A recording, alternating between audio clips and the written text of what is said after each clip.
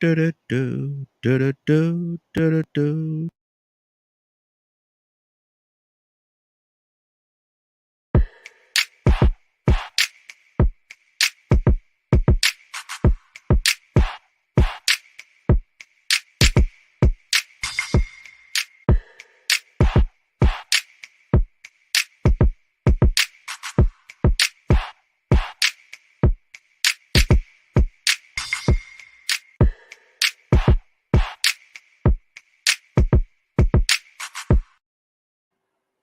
Well, good morning, good morning, good morning, good morning, and good morning, everybody. Good morning, everybody. Welcome to another episode of The Morning Glow. Welcome to another episode of The Morning Glow. Got a great broadcast lineup for you this morning, as I hope and I pray that we always do. I got to say my name is Raheem. I ain't important, man. My name is Raheem, but I will tell you somebody that is important. This is my brother from another mother, but we got the same father. This is Captain Leonard. Good morning, sir. How you doing this morning? Good morning, Raheem and the Morning Glow family. Man, Leonard, people been asking me, man, where's Leonard? Where's Leonard? Where's Leonard? I told him Leonard taking care of some business. I said he'll be back, and so you've been missed, brother. On that screen there, they been wanting to see you on the screen. They say they see you from time to time on the phone lines, but they want to see you on the screen, brother. They They want to see see me on you. the phone. They see you on the phone, man. Yeah, they look. Let me get this right. Let me get this right. They see you on the phone and hear you on the video. How about that? Oh, okay. Let me get this thing right. Let me get this thing proper. Yes, sir. But then I wanna say something to you, man. Let me see. I think me and this. Oh God, I thought we was already friends on this thing. I'm talking to myself. Um, I want to talk this morning. First, before we do that, we always got to talk about what's going on in the political world. So, what's going on, brother? Man, as you can see, many people are starting to announce their intentions. Mm-hmm. They started raising money, I think, a little while ago, but definitely the time came about for the announcements on who was running for what and what have you and what was interested. And of course, one of the biggest was Stacey Abrams. Mm-hmm. So Yes. that is Yes. amazing. Mm-hmm. We Mm-hmm. have individuals that are stepping up against what I'm calling some of the weirdest political posturing I've seen in such a long time, Mm-hmm. where it is clearly evident one side of the coin is definitely not going to be doing many Americans justice. Yes. So the justice of the matter, I think, is what we call, quote, is it woke? Mm. Is that woke? When people in generally are waking up to the truth of the matter and that we need to proceed more towards the light as opposed to darkness, I would say. That's Mm-hmm. how strange it is because you never know what ethical compasses and things like that are guiding people these days. Mm-hmm. But Mm-hmm. I think my biggest concern is to remind the voting public that there are still enough horrible, wicked, and indecent people in this world to elect another Donald Trump. Mm-hmm. So Absolutely. if you one of them people always talking about whatever gonna happen, yeah, if you don't do nothing about it. Mm-hmm. What you Mm. trying to do? All we really want you to do is vote. Yeah. That's Yep. all we really want. Mm-hmm. That's not asking you to do too much. It's not. Mm-hmm. Not in the course of civic duty as American citizens. Exactly. So Exactly. do understand there's still enough hatred and ignorance to elect another embarrassment for the United States of America. Mm-hmm. Mm-hmm. One of the things, Leonard, that and we got Badger with us this morning as well. Good morning, Badger. How you doing this morning? Um, Morning. one of the things that I've been seeing is it's amazing how in this whole political thing, people flip flop on you. People flip flop on you in a New York minute, New York second, however you want to say it. For a long time, Trump was actually backing Kemp. He was backing Kemp for a long time. Kemp is a guy. He came down and rallied for Kemp, did all this stuff in regards to making sure Kemp got in. But when things didn't go the way that he wanted it to go, I saw a commercial just this morning where he calling Kemp all kind of names, man. this illegitimate, and he ain't got good sense. He's blah blah blah blah. Purdue is the man that has my 100% endorsement. I'm endorsing him all the way, 100%. And let's get that other guy out of office. Man, they flip flop like crazy, man. This man was your dude. That was your dude, man, a couple of years ago. But now all of a sudden, because he didn't do what you wanted him to do in regards to stealing the Georgia, he didn't do what you wanted him to do. Now he's a outcast. He's a tyrant. He's blah. You know what's going on, man? The same thing would go on with that type of person. You can't trust those types of people anywhere. Whether they were the president, still have aspirations to be leader of the free world. Mm-hmm. That's their character. They're always going to do those things that are consistent with their character. Mm-hmm. They're Mm-hmm. liars, Yeah. backbiters, two-faced. That's what those people do. And they can never be trusted and they're loyal to no one. Mm-hmm. So when I hear these types of people with that type of rhetoric, I believe who they are. Mm-hmm. That's how you know them. Yeah. They constantly lie. Mm-hmm. They these types of individuals only serve their own purposes. They don't remember. How would you feel if the leader of your country shoved somebody else in a picture? Yeah. I saw that. Um, I talk a lot about self control and having control of yourself and stuff like that, and doing things in a decent way. I wouldn't feel good about that at all. And I Mhm. saw I saw exactly what you mean, man. And he actually did it. He was so smug with it. It's like it meant nothing. It was like an immature child. Exactly. Exactly. Yep. And It's and exactly. and impulse is their thing. They do what feels good in the moment. Mm-hmm. So even if it is something that would kill thousands of innocent people in the Ukraine, Mm-hmm. they do that just at a whim. Yeah. Just for their own personal satisfaction, they would do that. Mm-hmm. Kill Wow. thousands and thousands of innocent people Mm. because that's who they are. And when Mm. you allow them into leadership, this is what they do. Yeah. Yeah. You have to be careful with what and who you vote in. You got to be very Hmm. careful about what and who you vote in, because and they both could be made in the same clay, made from the same clay ball. And What? it's a very strange game. Yeah, it is. It's a It is. very strange game, and you really have to understand where you fit in. In Mm-hmm. corporate America, we call it the stakeholder principle. So I'm Mm-hmm. always trying to get people to understand where they fit in the success of an organization. Here's your Mm-hmm. part: voting. Yeah. That's your part. That's your Mm-hmm. big part in government. As a matter of fact, it's this thing called democracy as a Mm-hmm. form of government where the people choose those that govern them, Mm-hmm. where it is the people who should be taking legislation and proposing it to government to get them to write into law those things that change how we do business here, Mm-hmm. whether Mm-hmm. it be amendments to the Constitution or changes in local, state laws, whatever it is, these people who make these decisions, you would want them to share the same common interest with you. Mm. You got to vote for them. You gotta vote them in. You have Eh, to vote them in. Exactly. Exactly. Badger, what's on your heart, brother? Good morning to you. Good morning. Oh man, it's one of these topics today, huh? Mhm. Yes, sir. Oh, they just Come on, Badger. uh, to me, most people seem to vote on who's giving the best illusions and misdirections to fill my pocketbook. Mm. Um, so and I think that's why a lot of Americans like Trump. Mm-hmm. You know, Mm-hmm. he's going to support oil.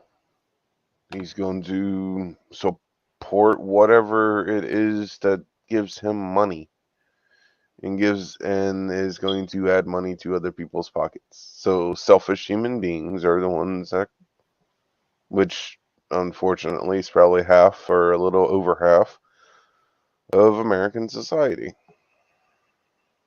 Mm-hmm. Mm-hmm. Wow. So it's getting more and more rare to find community minded people.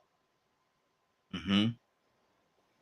Wow. Um, I honestly think it's now probably would be considered a dying breed. It's interesting that you said that. Say that last part one more time. It's hard to find what now? True community minded human beings. Mm-hmm. With that And being that said, we're a dying breed. exactly, exactly. Now, Leonard, with that being said, with that part being said right there, are we really looking for that, or we looking for people just to do the right thing? If there's any differences in that, or we looking for people just to do the right thing and make the right vote for everybody involved? Well, I think actually you would desire excellent group of individuals elected to power Mm-hmm. who had an approach to policymaking Mm-hmm. that put the needs of all Americans at the top of the list, as Mm-hmm. opposed to just one group.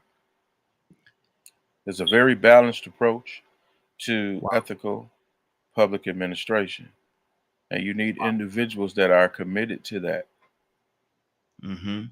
Mm-hmm. It can't just be a blanket statement of one or two subjects, and then that's enough to get you to give these people all the power in the world.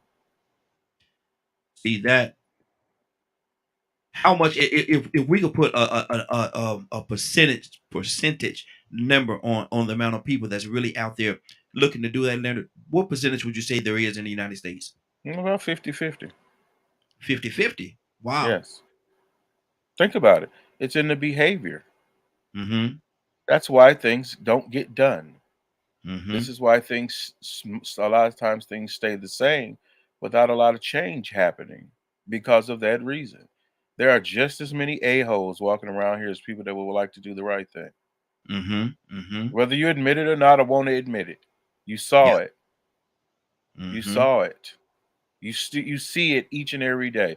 The reason why racism continues to be prevalent is because approximately half of the people around here still believe it's cool Mm-hmm. to treat people any kind of way because of the color of their skin. Yeah. They still support it wholeheartedly. Mm-hmm.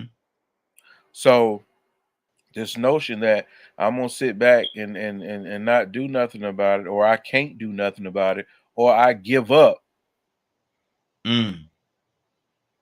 is horrible. Yeah.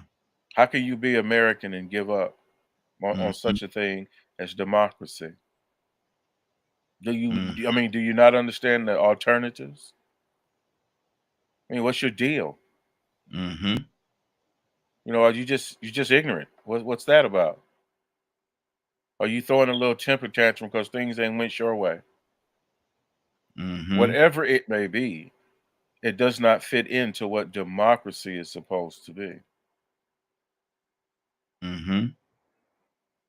Mm-hmm. Badger, talk to me, brother. I'm in agreement with Leonard on that one. Um, well, it's like the whole thing between oil and green energy. You know, if America goes to green energy, people are going to lose stock in oil. Mm-hmm. So if a company goes up there and makes a roadway that out of solar panels, make it out of shoddy materials, and it barely lasts a year, instead of investigating it, people are going to be like, good, it didn't work, so we can keep using oil. Mm. So plus on top of that, the companies are still struggling on figuring out how to make money from solar power and how to charge people. So they're trying to figure out how to use farms and devices to regulate your power consumption.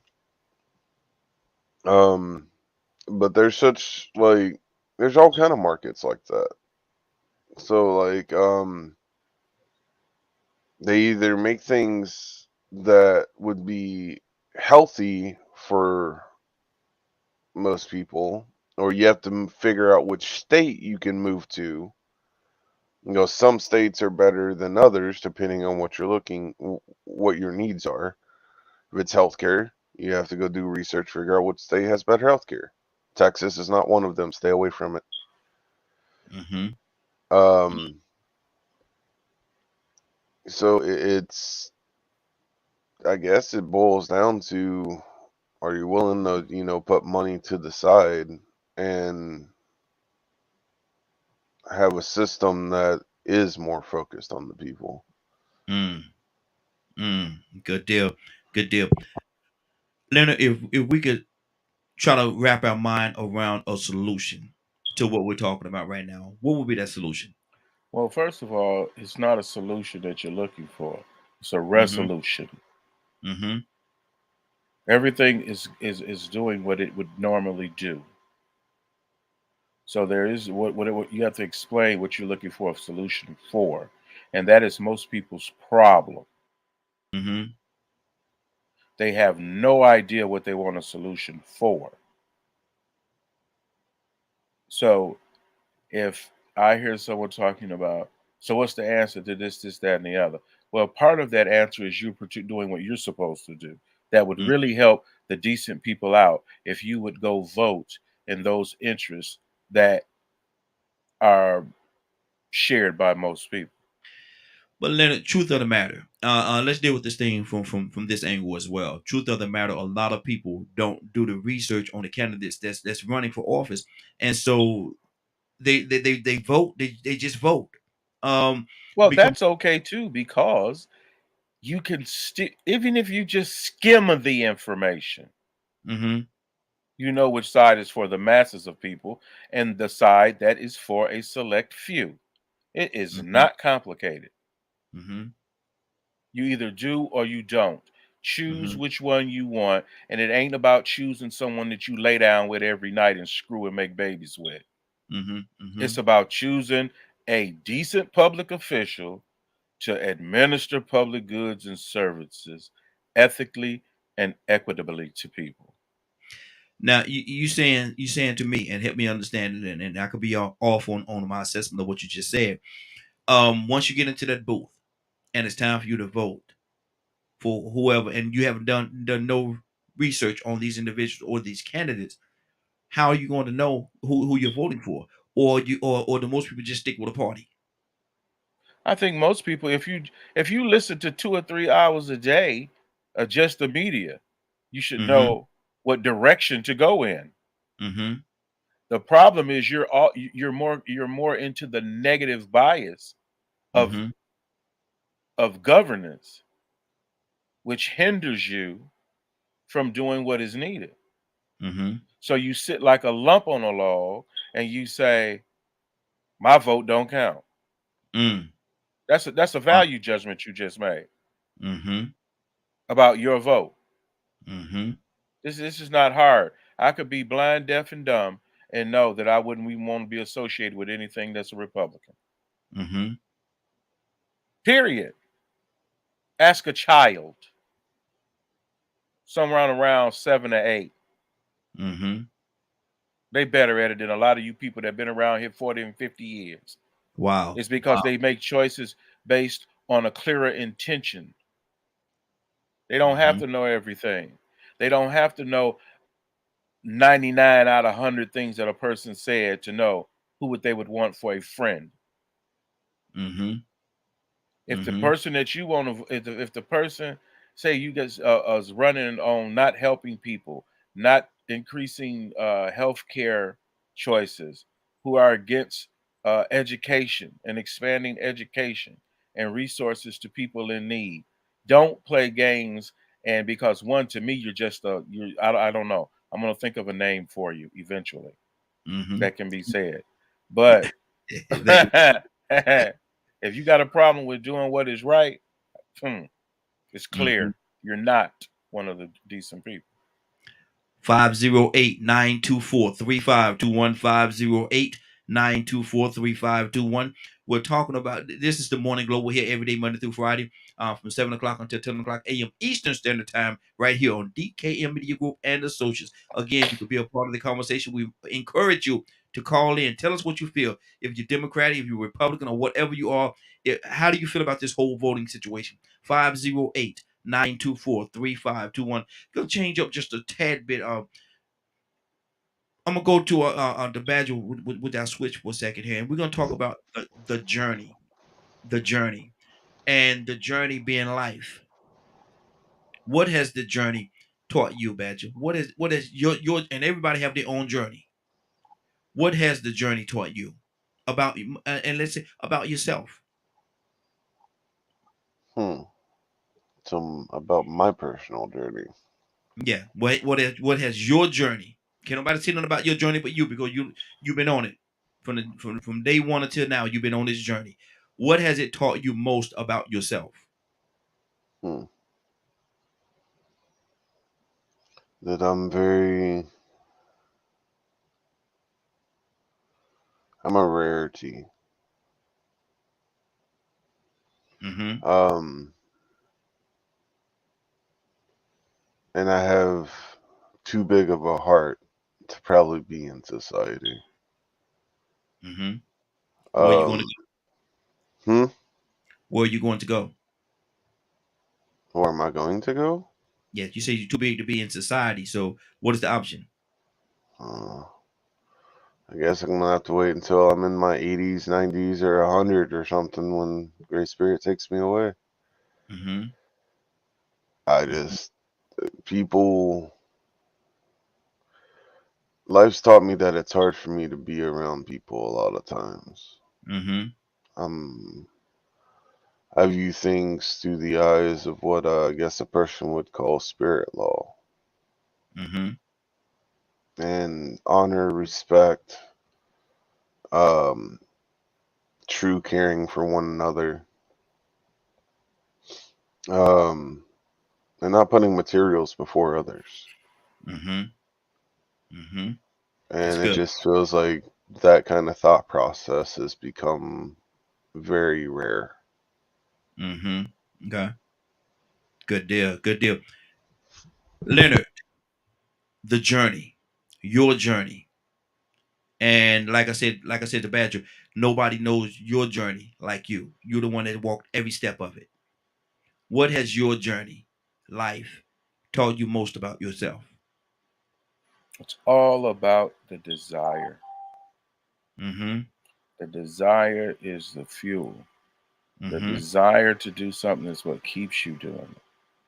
And that it's my responsibility to choose what I want, Mm-hmm. not wait for somebody to give it to me Mm-hmm. or make it easy for me.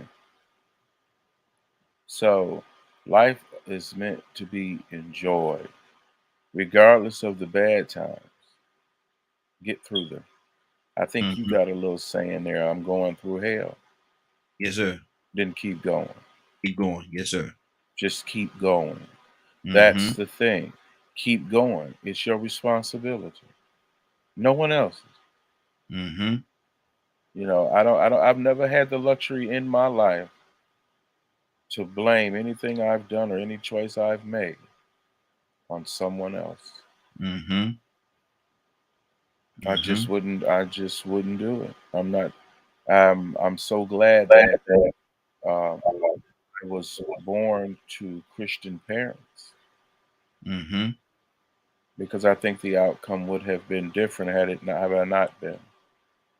Mm-hmm. I'm good that I was taught how to discipline myself and how to be man enough to suffer the consequences for my choices. Mm-hmm. That's what it's about. I don't owe you nothing. I don't owe Wow. nobody else nothing Mm-hmm. but to be the best person that I can possibly be. Wow, that's good. That's good. 508-924-3521. 508-924-3521. Give us a call. We'd love to have your input. Toussaint, good morning, sir. How you doing this morning?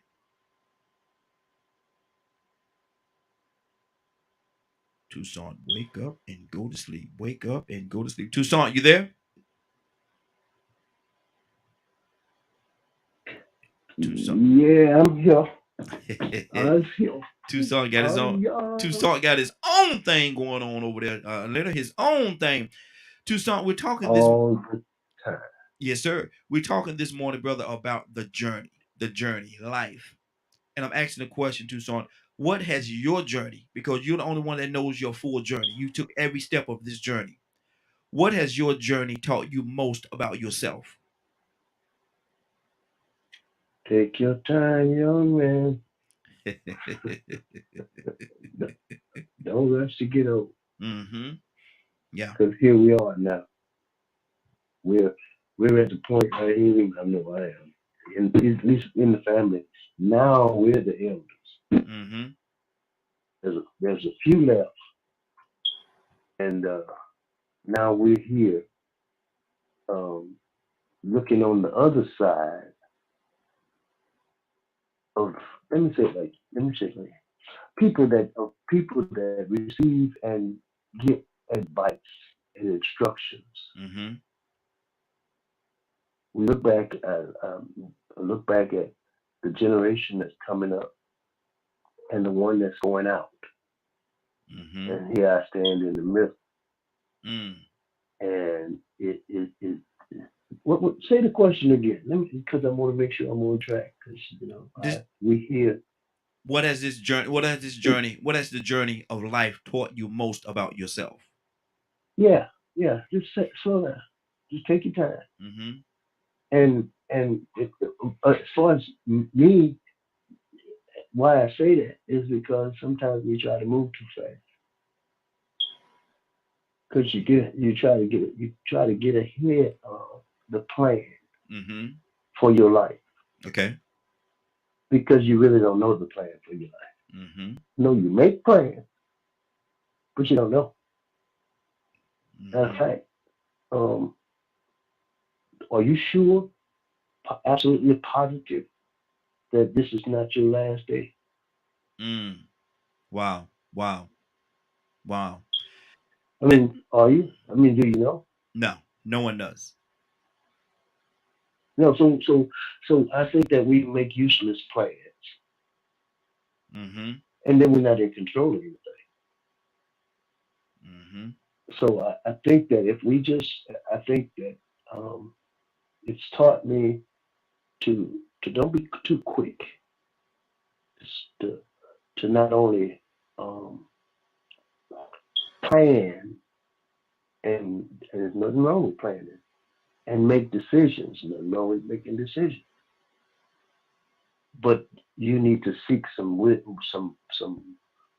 uh, guidance bigger than you. Mm-hmm. Now, Toussaint, And it's taught me that I hadn't always done it.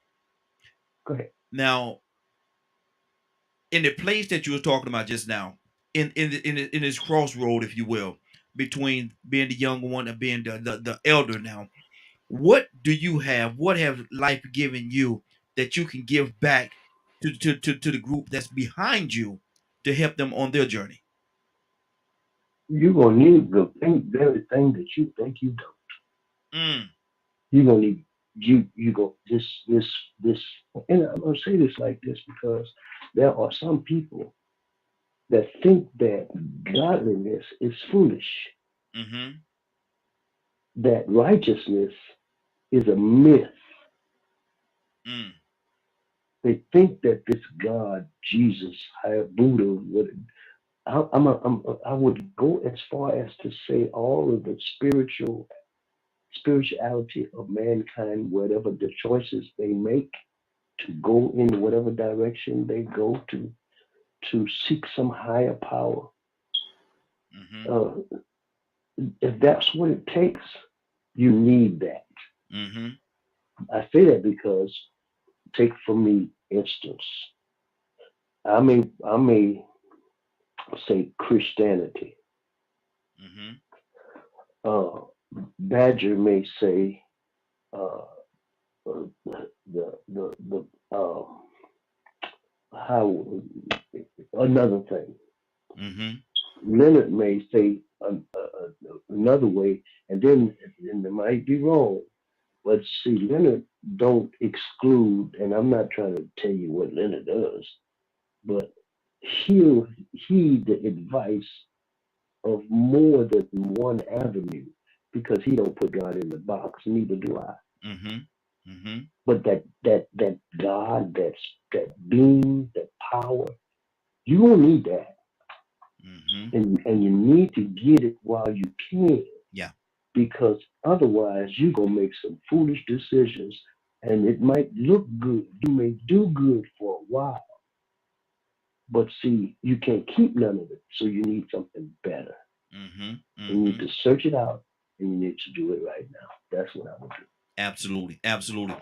508-924-3521. 508-924-3521. Give us a call. We'd love to have your input.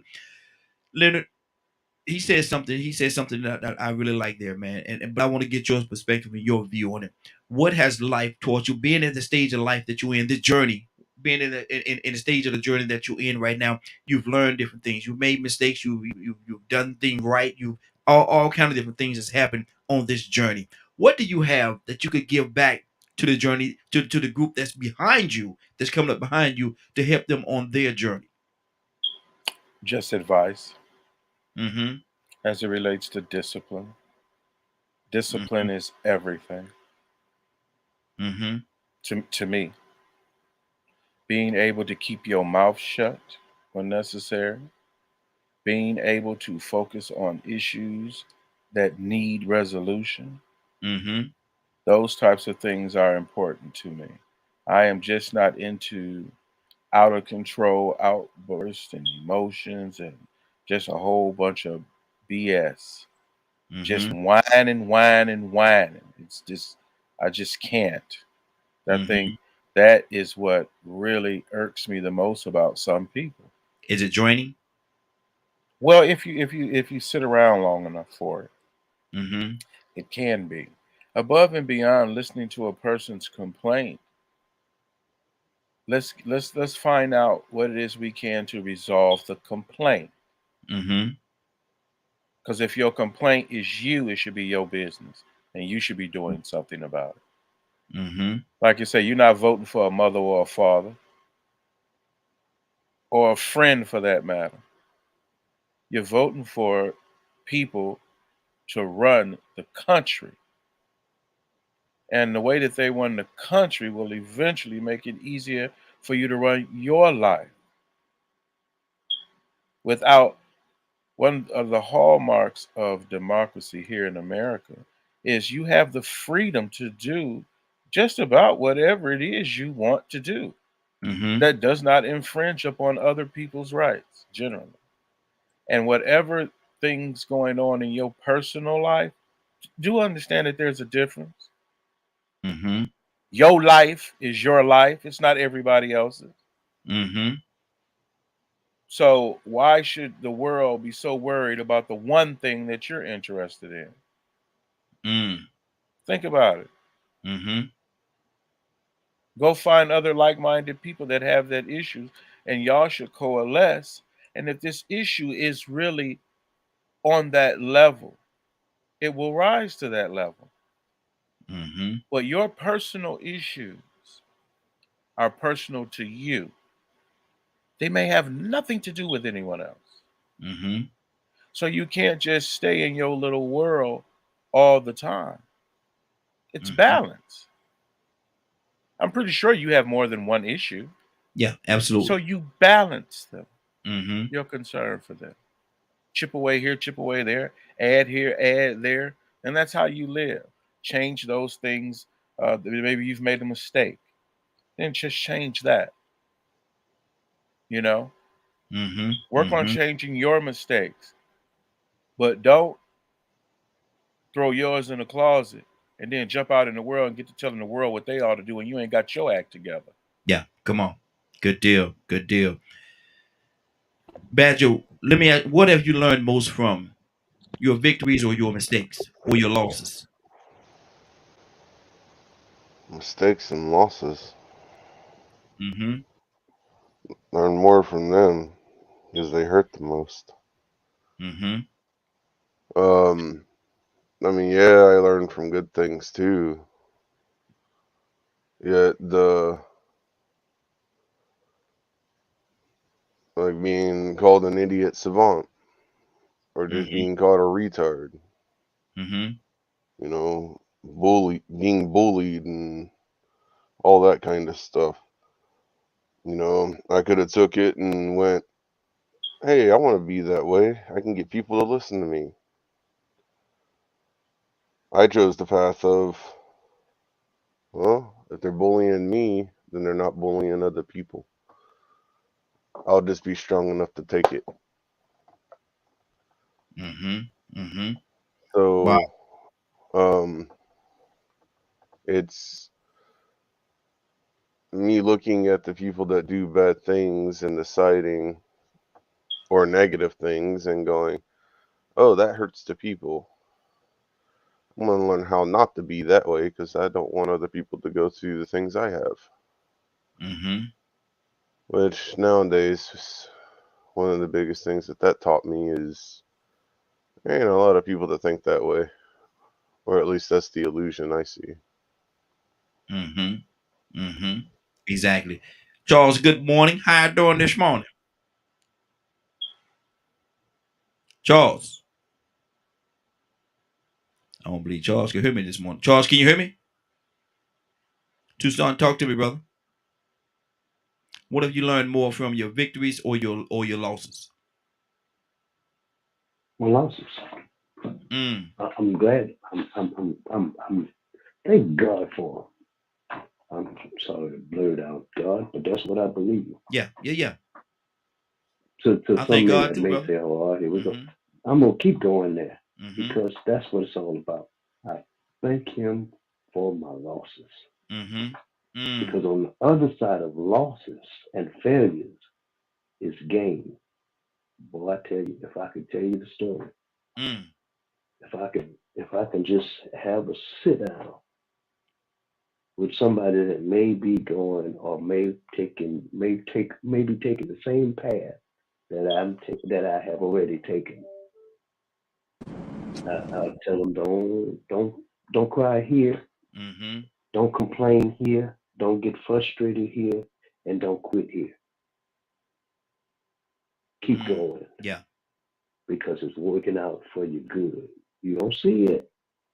Wait a minute. Stop. Um, be careful about the decisions that you make because there are consequences. Mm-hmm. Listen and don't talk so much. Yeah. Yeah. Mm-hmm. My daddy told me one thing, and I thought he was crazy. Really, he said, "Son, you got 2 ears and one mouth. Why do you think that is? Mm-hmm. You ought to listen to twice as much as you talk. Come on. You move too quick.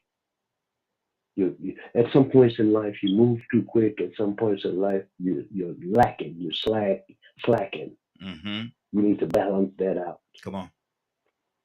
So anyway, I mean, life is something else. And I'm gonna tell you something else. What I don't care. I could give a rat's tail what somebody feel about me. Mm-hmm. See how I did that without Yes, sir. Yes, sir. using some words that's unpleasant. You don't have to do that. You clever, That brother. shows a little. Yeah, well, you Mm-hmm. I mean, people's opinion don't mean nothing. Mm-hmm. They don't. It's a waste of time for Mm-hmm. you to worry about or be concerned about what somebody else says about you. Yeah. I don't care who you are. I don't care what you're doing. Exactly. I'm gonna play. I'm gonna play. Make your choices in life, Mm-hmm. but there are consequences to whatever choice you make. If you're gonna be you, be a good you Yeah.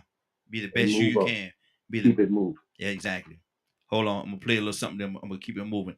I'm gonna go to Charles. Charles, I know you had some technical difficulty earlier. I'm coming back to you after I play this right here. We're gonna keep this conversation going. But This song came to me, man, so I gotta play just a little bit of it. Not gonna play a lot, just a little bit.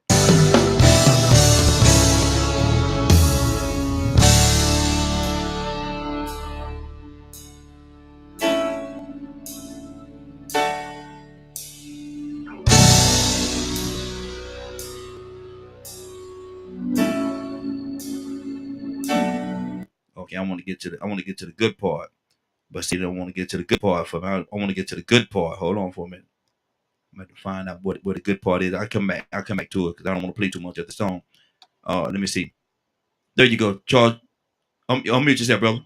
Can you hear me? Charles, can you hear me? Charles, I think Charles having some issues over there. Leonard, talk to me, brother. What's on your heart? Oh, not much. I was just just listening. It is moving, I think, in a better direction. However, the some people have some unrealistic goals, Mm-hmm. Yeah. and that's one of the issues: is unrealistic goals and irrational approaches to doing things. Mm-hmm. I can just about, if you standing up for what's right, I ain't got no problem standing with you as long as you're right. Mm-hmm. Personal issues are different because they're personal. But Mm-hmm. I have an approach that is general and it's very non-specific when it comes to certain things. If I'm talking about a particular public policy, for instance, I'm talking about that policy, Mm-hmm. not other things. Or I Mm-hmm. try to stay in the know, so to speak, on things that are going on so that I can give an opinion above and beyond how I feel. Mm-hmm. Because everybody can have an opinion about how they feel. But how Mm-hmm. do you eventually work together or come together about anything if your feelings change from moment to moment every day? That means there has to be some type of guide, agenda, motive. Okay, well let me ask you this question. Do you think everybody really want to or have an interest in doing that? Yes, on some level, yes, but it may not reach the level of America's global presence in the world. Mm. It may not be what people should be doing about the gas situation, their personal gas consumption situation. Mm-hmm. See, everything, you just can't lump everything together. Oh, it's all bad or it's all good. Or, no, it's just not. And you're Mm. proceeding terribly. Mm. I mean, actually critically look at how you live in your life and the choices you have made. Mm-hmm. I get frustrated when I hear people act like it was somebody else's fault. They don't screwed up their life and they living in poverty. Mm. That's not. I mean, that ain't got nothing to do with me. Mm-hmm. I mean, I'm way over here doing something, trying to handle my life, and for some reason you'll have some person that come on, we this and we that. I don't know you. Mm. I don't know you. Line me up with one of those points of reference that I can share with you. If we have a shared problem, maybe we can come up with a shared solution to that shared problem. Mm-hmm. But it's not for me to dictate to you how you should live and what you should do and how you should do it and this is the way you should be spending your money and but no, that's not my thing. That's what makes me a lot more moderate than most people Mm-hmm. because I'm not necessarily concerned about the personal aspects of your life and ruling over that. I believe you should do that.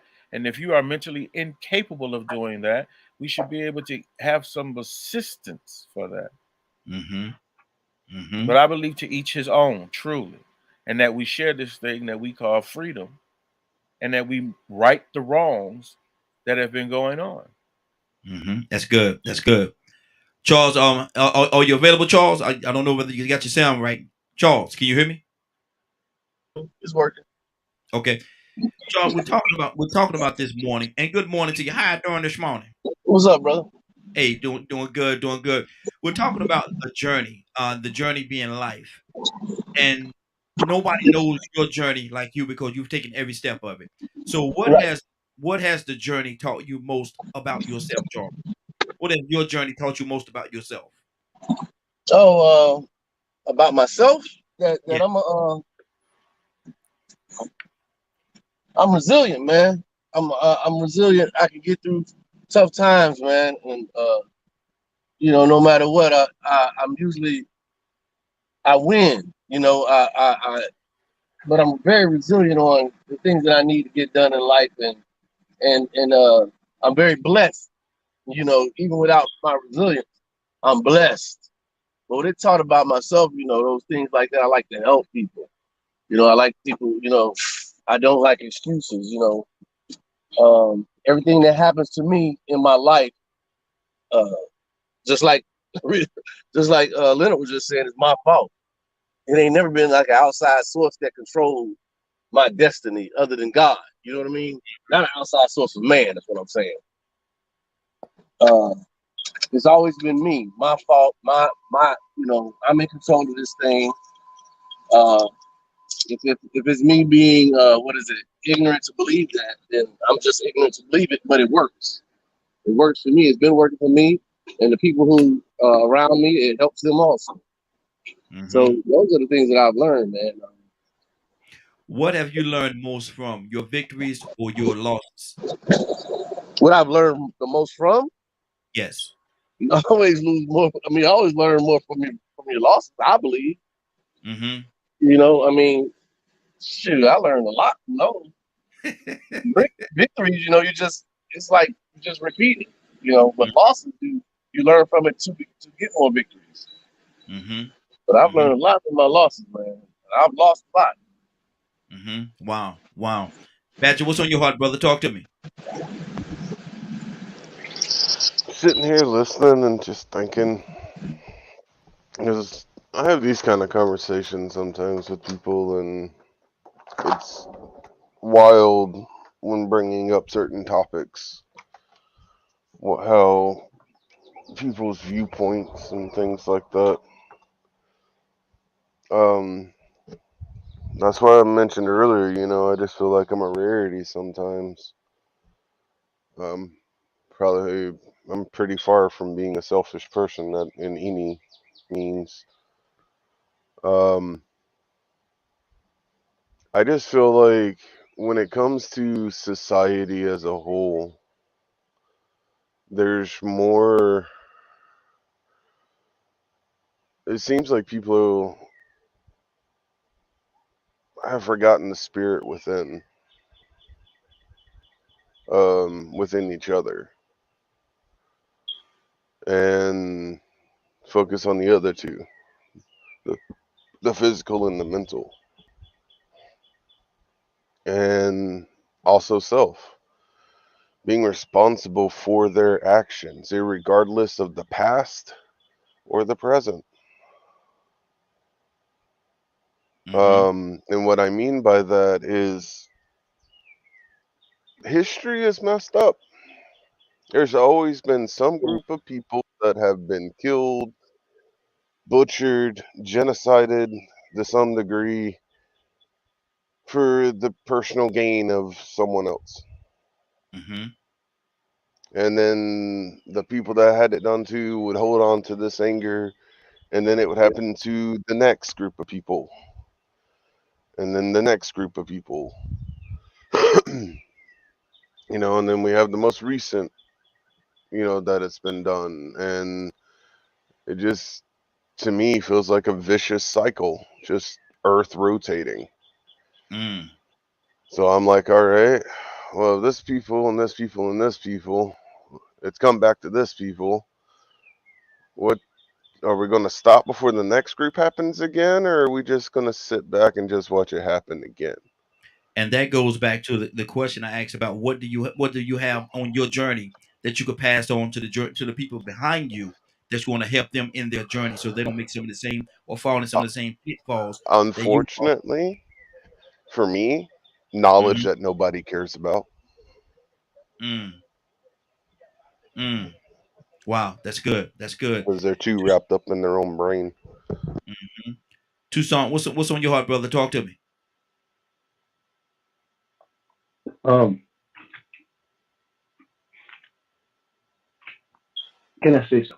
Absolutely. Don't do it. Please don't do it. Mm-hmm. Where my mute button But they at? do care about it. But they do care about it. Mm-hmm. Because it's out there in the atmosphere.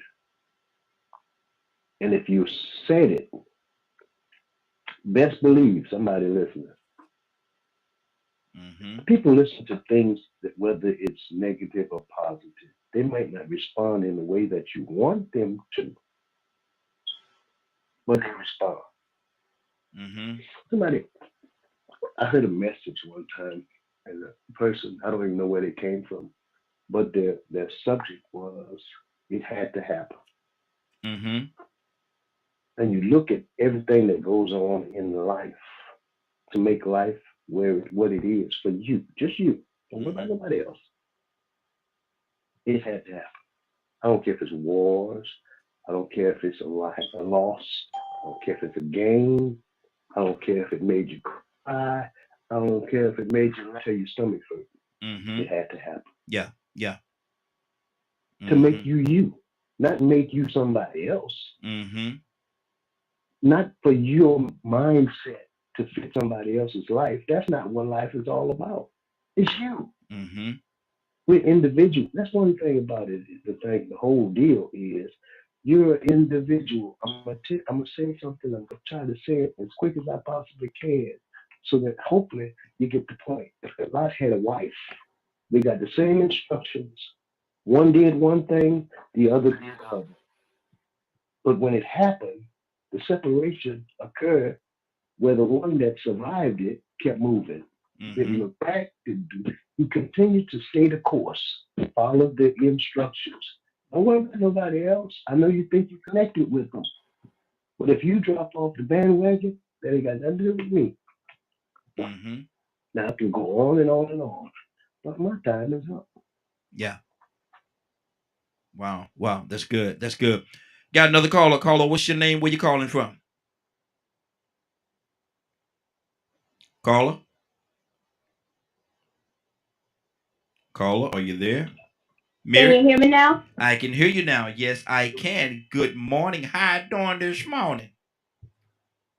Good morning. I am well this morning, actually. How are you? I am doing outstanding, doing amazingly outstanding. I gotta ask no question about the journey and the journey being Mhm. life. The journey being life. Now, you have been, you know your journey more than anybody, better than anybody, because you've taken every step on your journey. So, Mhm. what has your journey, your life, taught you most about yourself? Um, that even if I want to, I cannot love everybody to everything, and I can't fix everybody. And I think Mm, that's my biggest downfall. Still struggle with it, but um, yeah, you can't fix everybody, and you gotta let people do what they gonna do, mm-hmm. and believe them when they tell you what they gonna do. Mm-hmm. Wow. Wow. Leonard, how powerful is that? The realization that you can't fix everybody. Hmm. I hope people learn it sooner than later. Mm-hmm. It's in everything you have to have balance. Like, say, for instance, I'm usually thinking of the rebuilding of the temple, right? Mm-hmm. And in that particular story, it was about the desire of a young man being servant to a opposing king that allowed him to go back and rebuild his city. Mm-hmm. And not only that, it is that because he had incurred so much favor with the king, that the king saw fit to make sure that he had the resources, the letters for passage to go to the city, and Mm-hmm. all these types of things. But he still had to prove something to the folks living amongst the ruins of that city. Mm-hmm. Is that this is how we build, and it won't be easy. It's a great thing to want to build the city, but somebody gonna have to watch while we build. Yeah. And we're Yeah. gonna have to take turns building the city and protecting those building that city Mm-hmm. and restoring that community. because there's always going to be those that really want to see it happen and those that don't. And whether you accept it or not is a personal problem. Come on. Whether you think it's a good idea is a personal issue. But the Mm-hmm. people with the resources and the courage to do so, we gonna be about their business. Mm-hmm. And we don't care what about no racism. We don't care about none of that. The issue is that we rebuild this city and restore its temple and its people Mm-hmm. so that they can go about living as they see fit. So that is always my guiding principle. It's not that I do the best that I can for me and my family, but if I can help you, I'll help you. Mm-hmm. I'll watch while you build. I'll build while you watch. But we'll Mm-hmm. take turns in doing that. And we'll make sure that we're secure in doing that. Mm-hmm. But what Wow. we won't be doing is sitting back waiting on somebody else and Mm-hmm. then trying to tear down every brick they try to stack on top of another brick. Mm-hmm. Mm. There are some people dedicated to never seeing you build anything. And that's Mm-hmm. what you have to understand. This Mm-hmm. notion that someone is supposed to be so nice to you and treat you so nice, and yeah, it's great in theory, but it's not really how life is. It sounds good. Yeah, it sounds good. Mm-hmm. Like a mosquito don't hate you; it's just trying to survive. Mm-hmm. But that could Mm. cause some consequences. Yeah. You have a Absolutely. power to stop that. You ought to use that power to do that. Mm-hmm. Mm-hmm. Use that influence. Use that Exactly. know-how, that intelligence, that skill, that Mm-hmm. talent. You Mm. know. So it's easy for me because, like you say, I didn't resist it. I didn't resist the doing what was best. I didn't resist good advice and Mm-hmm. things like that. I didn't go against that type of grain like that. Wow. Wow. Let me go and I was going to switch up a little bit, but I'm not going to do it just yet because I got another call. I want to definitely talk to this caller. Rico, good morning. How you doing this morning? Man, I can't complain, man. Welcome to a beautiful new day, everybody. Hey, likewise, welcome to you as well, sir. We're talking about the journey. We're talking about the journey, and you know your journey better than anybody else because you've taken every step of your journey, so you know your journey. What has this journey taught you most, Rico, about yourself? Oh, it taught me that even when I think I know myself, I can still surprise myself. Mm, And so I think I'm what I continue to find myself seeing is that I am more compassionate than I realize. mm-hmm, And it sort of goes back to a conversation we had yesterday when we was talking about your ex and giving back money and fool me once, shame on you. And I mm, thought to myself, you know what I'm saying? It wasn't yesterday. I thought to myself in the past, why is it that I've allowed this woman to trick me so many times the same way? And it's mm-hmm, because I always give her the benefit of doubt. mm-hmm, Bam. mm-hmm, No matter what I say, no matter what I feel emotionally. Because I'm going to tell you something. If I really went off how I felt emotionally, man, I have Jeffrey Dahmer numbers. mm-hmm. Wow. There would be no compassion shown, but that benefit of doubt to forgive people and hope maybe they'll do right this time. Everybody deserves a second chance. Mm-hmm, What I my sometimes my actions speak louder than my words. Not mm, most times.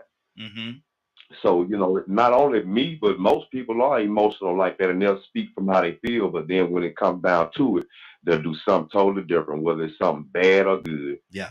When they get put on that spot, Mm-hmm, all of a sudden the human nature comes to them and they don't want to hurt nobody. mm-hmm, Or maybe this person said something and they know, you know what, this is a kind person, so I'm going to say something to touch them. And the minute you touch that person, well, I forgive you. mm-hmm. Wow. Wow. I forgive, but they said all this bad stuff about you. But they really and truly, the only reason they mad is because they can't find no good in you. And you Mm-hmm, did something bad. So maybe they just looking for some good in you to say, well, you know what? I give them another chance. And mm-hmm. I find myself being that person a lot. I'm gonna tell you something. But when I'm not that person, Mm-hmm. when I'm not that person that's forgiven, that's the problem. Yeah, exactly. I'm gonna tell you something, and I said this to somebody. I said this a couple of times actually. A lot of times, what happened with people is this right here. Sometimes when you're around them and y'all just can't get along, or you just trying to figure out what is going on with this. But why this person treat me like this? Why this person don't like me? Why this person all kind of things. Sometimes it's the spirit in you could irritate the demons in them. And because of the fact that the spirit that's in you is irritating the demon that's in them, is shaking them up so much in a way where they just can't be around you, and they're gonna act out and do all kind of things because they can't deal with you, because your spirit is good and pure and clean, and they got so much stuff tied up into them that is irritating them to that point where they can't coexist in your circle. We got a couple of people that came to the line. I want to go to Ray. Ray, good morning. How you doing this morning? Doing good, brother. Just sliding into work real quick. Yes, sir. Yes, sir. Good to have you, man. We're talking about the journey and your journey, and journey being your life. Journey being your life. You've been on this journey every step of the way. Every step of the way. So you know your journey better than anybody else. So I ask you the question: what has your journey taught you most about yourself? It's, I was talking about this last night, actually. That I need to surround myself with people that can teach me, direct me, and calm my spirit down. Because Mm-hmm. I don't have a. You can ask my dad. I don't have a calm spirit. Like I'm like him. I'm innately violent, innately rowdy. So what I've learned is I gotta surround myself with people and Mm-hmm. mentors and people that can teach me patience and Mm-hmm. how y'all doing? Mm-hmm. But yeah, that's the biggest thing for me is learning that who and what I need to surround myself with, and then understanding when I hold on, it's my phone is making all this extra noise. Yeah, you're breaking up a little bit. We can hear you, but it's real choppy. Okay, let me come back to you, brother. Let me come back to you. Toya with a T. Good morning. How you doing this morning? Good morning, good morning. How you doing? Hey, doing good, sis. Doing good. Asking a question about that journey, sis. About that journey, your journey. You know your journey in life more than anybody else because you've taken every step of it. You've taken every step. So, what has this journey, life, taught you most about yourself? That I was created in the image of a God. I forgot that along the way. Mm, I operated under the pretenses of, oh, you're African American. You can't do certain things like everybody else can. Oh, you're female. You can't do things like this, that, and third. Oh, you're this. You can't do this. God has taught me these last 4 years. Every single little solitary drop of that Bible is real. mm-hmm. And when he said he created me in the image of a God, he wasn't playing. It was me Mm-hmm. who thought about this little pesky little human flesh and, oh, I can only do this. Oh, I can only do that. But God said with him, all things are possible. And he showed me that. Now, that first part of this journey, it was rough because I really didn't know who I was. So I was kind of guessing and I was kind of just doing things on my own and putting myself in situations that I thought I wanted to be in. But God came and pulled me right on out of that pit. So not only did I learn in this journey that I'm created in the image of a God, I created that. I discovered on how real God was and how he still does miracles every day and how he does heal people. He heals you for real, for real. He can split see when he say that, oh my gosh. The things that he say is true and the things that he say he can bring you is real. And that's what I've learned on this journey. Wow. Wow. That's good. Tucson, talk to me, brother. That's good. Man, it's good that you came to me after that one. And because I thought about it, not only are we made in the image of a God, we are made in the image of the God. Mm-hmm. Ain't Mm-hmm. no Okay, both sides. ain't but one. Ain't that's a good thing about it. Ain't but one. The rest of them are imitators, and That's they right. want to be duplicators. Little God. Mm. Come Yeah, on. them just so.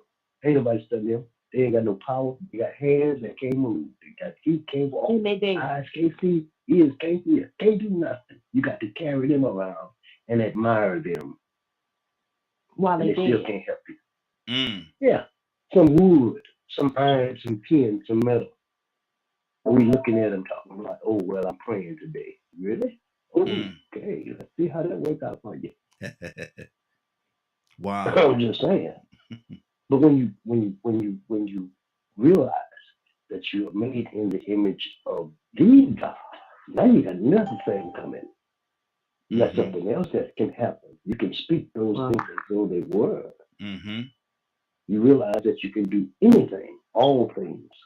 I know we say, those that are in the household of faith in Christ, we say, through Christ that strengthens me. But if you got some other thing that you want to say, let's see how that works out for you. Do your thing. Ain't mad at you. I can help you. I bet you one thing, I'm not going to hurt you. That's good. We can encourage each other right where you are, wherever you're coming from. The worst thing I could do to you is do something to discourage you. That would make me not like God. That would make me more like man. And I don't want to be like him because he's a man. okay. Mm-hmm. He Mm-hmm. don't know where he's going. He don't know where he came from. Mm-hmm. He's stupid and he don't even know it. Oh, did I say stupid? I mean Yeah, you ignorant. said stupid. Yeah, you said it.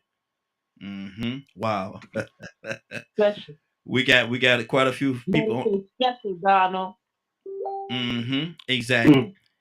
Cassandra, good morning. Good morning. How you doing? Good morning.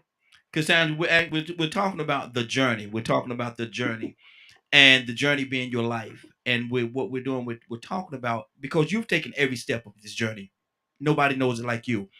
And so I'm asking the question, what has this journey taught you, Cassandra, most about yourself?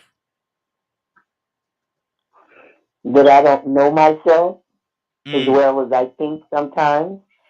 And I think it's a lot of us like that because at every turn we're learning new things about ourselves. Stuff we thought that we couldn't do that we can do. Stuff we thought that we can do that we can't do.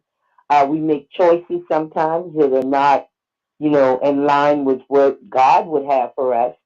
And then we stay in it sometimes too long and mess up. So I'm learning every day. We should be ever learning, especially about ourselves, and those around us. So the journey has been a journey of discovery for me because I'm always trying to learn and find out more about me. mm-hmm, mm-hmm. And I'm gonna tell you something, Cassandra. That's powerful as well because I'm of a certain age right now, and I'm still learning more things about myself. I'm still learning more about Absolutely, yeah. So you that should be. mm-hmm. It hasn't stopped. It has not stopped. Let me keep this thing going. Willa, good morning. How you doing this morning? Good morning, Raheem. Good morning, everybody. I'm doing fine. Good deal. Good deal. We're talking about the journey, and again, your journey. What has your journey taught you most, Willa, about you, about yourself? Well, I was listening to you guys, and I was looking back over my life, and I think that um, my journey in my life has prepared me for the life that I'm in right now. I've been balanced. I've seen the good. I've seen the bad, and I learned that I'm a person that there are leaders and there are followers, and I know that I've been like more so of a leader. Mm-hmm. And I think that God has um, definitely, most definitely, was there with me through my whole journey. I looked at that too. And I just looked at how I'm just a man, I don't know, I'm just a different, should I say different type or different kind? I'm no different than nobody else. But when it comes to my personality, I'm able to like can I tell you like I'm in my second marriage, Mm-hmm. and with my husband I had to learn to because I had been so independent for so long. I had to learn to allow him to take lead and be that virtuous woman, what I should be, you know. Mm-hmm. So I'm just like what Cassandra said. I'm constantly learning and learning, and I know how to take criticism. I know how to take it. So Mm-hmm. I've just become a more discerner of people, and you most definitely, you know, I am led by God, you Mm-hmm. know, and I recognize that now, whereby I didn't recognize it before. So I just thank God, you know, I just thank God I am where I am. He allowed me to live 64 years of my life. And I thank God for that. And I don't take that for granted. You know, I am a heart giving person and I love people. I love people. I'm a people person, should I say. Mm-hmm. Rico, Yeah. Rico, you there? Rico, are you there? Had to get y'all mute. Yeah, Oh, I'm right here. okay. Alive. People say I'm living. What is the difference between being alive and actually living? Oh well, you could be alive and still just doing the same thing every day. You know, Mm-hmm. which is nothing. I mean, take for instance those, and I hate to just point these people out because they do have serious issues. But people that get up to 700 or 800 pounds that can't even get out the house, Mm-hmm. can't even get out of the bedroom. Mm-hmm. They have to get people to bathe them and bring pots to them to use the restroom. Those people are alive, but they aren't living Mm. because they're stuck in one place and they don't even get a chance to experience life and the things that it has to offer. And no man can ever experience everything that life has to offer, even though I think there are some rich, powerful people out there that attempt to. You know, most will experience most things in life that you can see and offer, bad and good, Mm-hmm. because money can buy you anything, and that can be sickening. But that those are that's just one of the things that I realize as far as being alive and living. Some people are just existing and biding time, waiting to see when the end is coming, and Mm. then you have some that's living life to its fullest until the end comes because they don't know when it's coming. Mm-hmm. Man, I want to shout Don Lock, man, because he said probably the smallest sentence I've heard on this broadcast and made the most sense that anybody in that's alive can understand. Human beings are ignorant. We don't Mm-hmm. know where we came from, and we don't know where we're going, Mm-hmm. and we still trying to figure all that out. We got all kind of scenarios and theories, but guess what? All that still changes. They even question the Big Bang now. Yeah. Yeah. Mm-hmm. Wow. Wow. Leonard, alive versus living. What is the difference? Well, if you want it to be a big difference, alive is just that, breathing, Mm-hmm. doing whatever to stay above water, Mm-hmm. doing whatever you're doing to maintain. Mm-hmm. That's living. I mean, like I say, I'm not critiquing or judging anybody's life Mm-hmm. on what you consider living or not and all that other type of thing. If it's what you want to do, like I say, if you like it, I love it. Mm-hmm. You know what I'm saying? I don't get bogged down in a whole bunch of BS. I really don't. It's like, say, for instance, with the Bible and Christianity. I'm not too concerned about things that are not pertinent to salvation because that's what Christianity is to me about. It's about salvation and an example to live a better life. That's it. Mm-hmm. I don't sit there and try to use it against anybody or for any particular purpose or what have you. It's the path that I've chosen. That's the path that I follow. That's the path I talk to people about. Mm-hmm. So, the whole nihilistic approach and woe is me and doom, doom, doom. I don't even get into that. I'm not going to preoccupy myself with questions that don't add nothing to my success. Mm-hmm. And, to obsess over trivial things is a waste of life. Mm-hmm. Good deal. Good deal. Badger, what do you say to that? Alive versus living. Ray, come to you next. Hmm. I mean, to me, there is. I guess it depends. It's going to boil down to perspective and opinion. In my opinion, you know, you're either living in the past or in the present. Mm-hmm. Um, and that's just coming from personal experience. You know, I lived in the past for most of my childhood, teenage years, up until to my early 20s. Mm-hmm. And I learned to overcome and let go of a lot of things that, um, what's the word I'm wanting to use there? I had to learn how to overcome and not let my anger disrupt me being able to live. I have, Mm-hmm. like, and be happy. So, I guess whichever a person would want to view is in a way being a part of the norm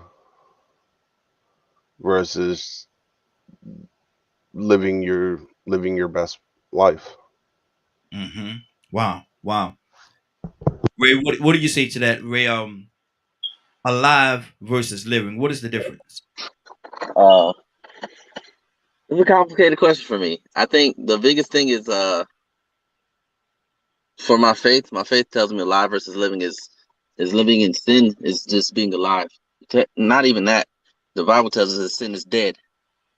So that's one aspect of it, right? And the other aspect of it is adhering to your nature. Mm-hmm. So if divinity is placed in us, which it is, then we all have a nature to adhere to. And a lot of people don't. What you see is like them being scared of that nature. Like I was telling you, like I'm innately an abrasive person. That doesn't. That's not outside of the perspective of the purview of the Almighty. Me being aggressive, me being abrasive, me fighting, me warring. It's not. The understanding of doing it for man is outside of the perspective, and that's the difference right there. Mm-hmm. Living on this plane of existence that is simple for man, and then living for a divine purpose. That's alive versus living to me. Mm-hmm. Understanding my nature and then executing and moving in that nature for that divine purpose, for my alignment with the Almighty. It's a deep question because I think that goes into like how someone the energy you put off. Like no one's attracted to dead energy. No one's attracted to stagnant energy. You're attracted to somebody that's vibrant, that's a lot, that's living, that's going through something. So Mm-hmm. yeah, Wow. it's a very very layered topic, Mm-hmm. It but is. It is. basically yeah, it's understanding your one's true nature. Mm-hmm. Mm-hmm. That's good. That's good. Toya, what did he talk to me? I want you to answer this. I'm gonna ask you another question on the other side. What's on your heart, Toya? I don't know. Are we a question? We're on the same. We're on the same topic. Yeah, alive versus living. What is the difference between alive Oh, versus living? absolutely, absolutely, Mm-hmm. absolutely, man. A lot of people walk around walking dead, Mm. just doing what they told, just zombied out. Mm-hmm. Now, when you alive, especially when you put living abundantly in that life, right? You cannot have a lot and still be alive, still have adventure, still have fun, still have love. Mm-hmm. You know what I mean? We be putting the emphasis on what life is, thinking just because you wake up in the morning you're alive. But you can be alive and miserable. You can be Mm. alive and hate everybody. You can be alive and don't want to help nobody, don't want to feed nobody, don't just miserable. Is Mm-hmm. that really being alive? And you can have Scrooge money doing it. Mm-hmm. Are you still happy about life now? No, everything doesn't make life. Life is about love. And if Mm-hmm. you're gonna live in this world today, you gotta live with people. You gotta live through people. Like, how can you be happy by yourself? But have you ever seen the smile of a person who was down in the dumps and when you came through, you rose them up? Have you ever Mm-hmm. seen a person's spirits down And after you had a conversation with them, you see that your conversation rose them up. That's what life is about. Mm-hmm. Life is about giving life to people, speaking life to people, sometimes even being life to people, even when you feel like that person is dead. So, our society has made us feel like life is supposed to be in this box or something, or maybe all about working and taking care of kids.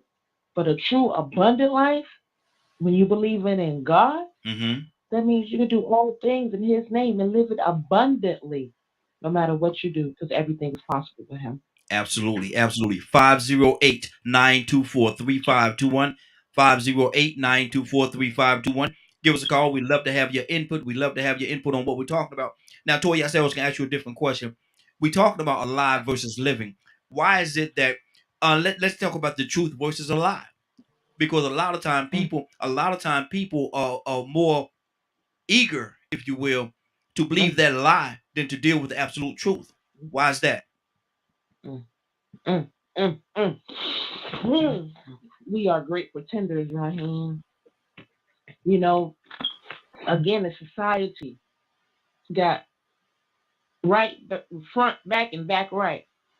And sometimes, I don't know, these bad habits that we've picked up, it interferes with our ability to be honest. So I think that we don't understand that when we are not truthful, we operate under the devil's territory, the accuser of all brethren. That means he's not going to be truthful. He's going to put shade in the game. He's going to, it's going to be tainted. It's going to be this confusion.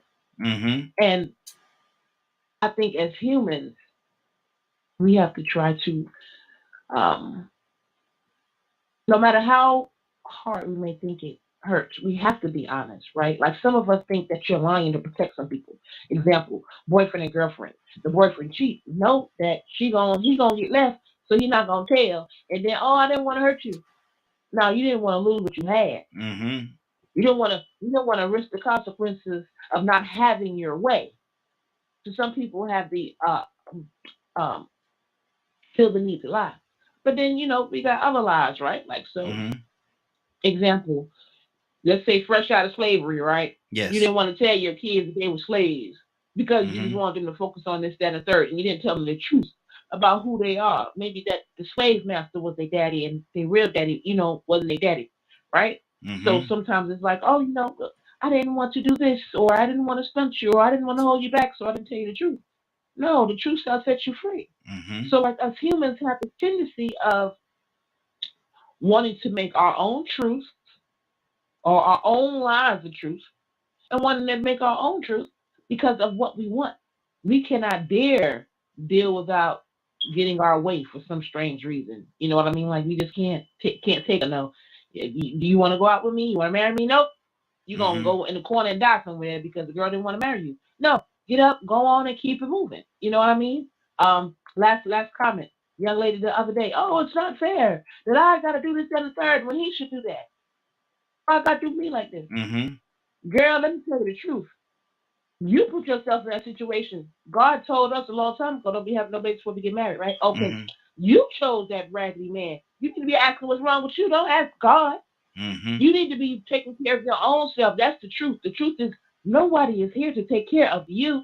You're here to take care of yourself. And when you Absolutely. follow things in God's order, that's when you have someone to take care of you. So truth is the only thing that's going to operate us in our light. Because if not, we're going to be fooling ourselves like we're some zombies, thinking that Mm-hmm. the world got to give us something instead of us doing it on our own. Exactly. Exactly. Cassandra, truth versus the lie. Cassandra? Yeah, I'm here. Yeah. I'm just Come on.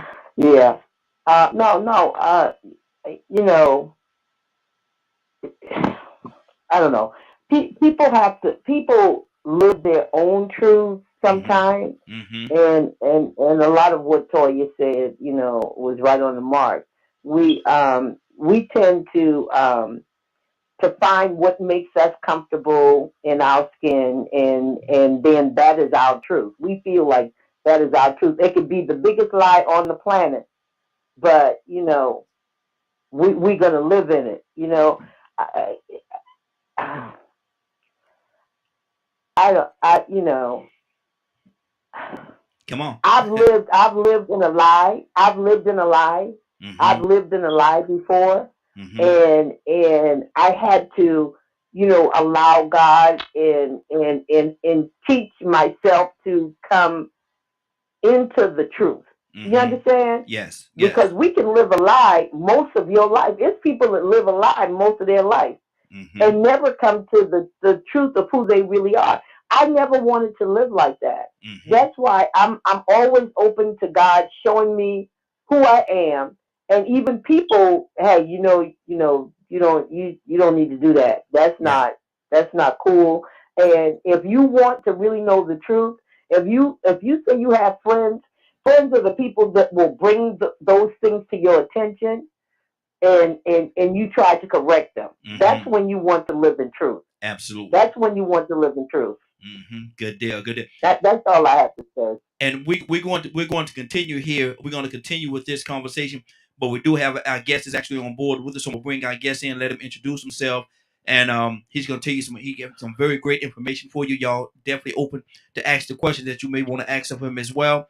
Let me get him in. Sam, good morning, sir. How you doing this morning? Good morning, brother. How are you this morning? Hey, doing very well, man. First, I want to thank you Good. for giving us the opportunity to talk to you this morning, man. I know you're a very busy man. You got a lot going on. I know firsthand you got a lot going on. And so that you take the opportunity, man, to come in here and hang out with us. Thank you, brother. Definitely appreciate you. No worries, man. I'm glad to be here. Good deal. Good deal. Introduce yourself. Tell everybody a little bit about you.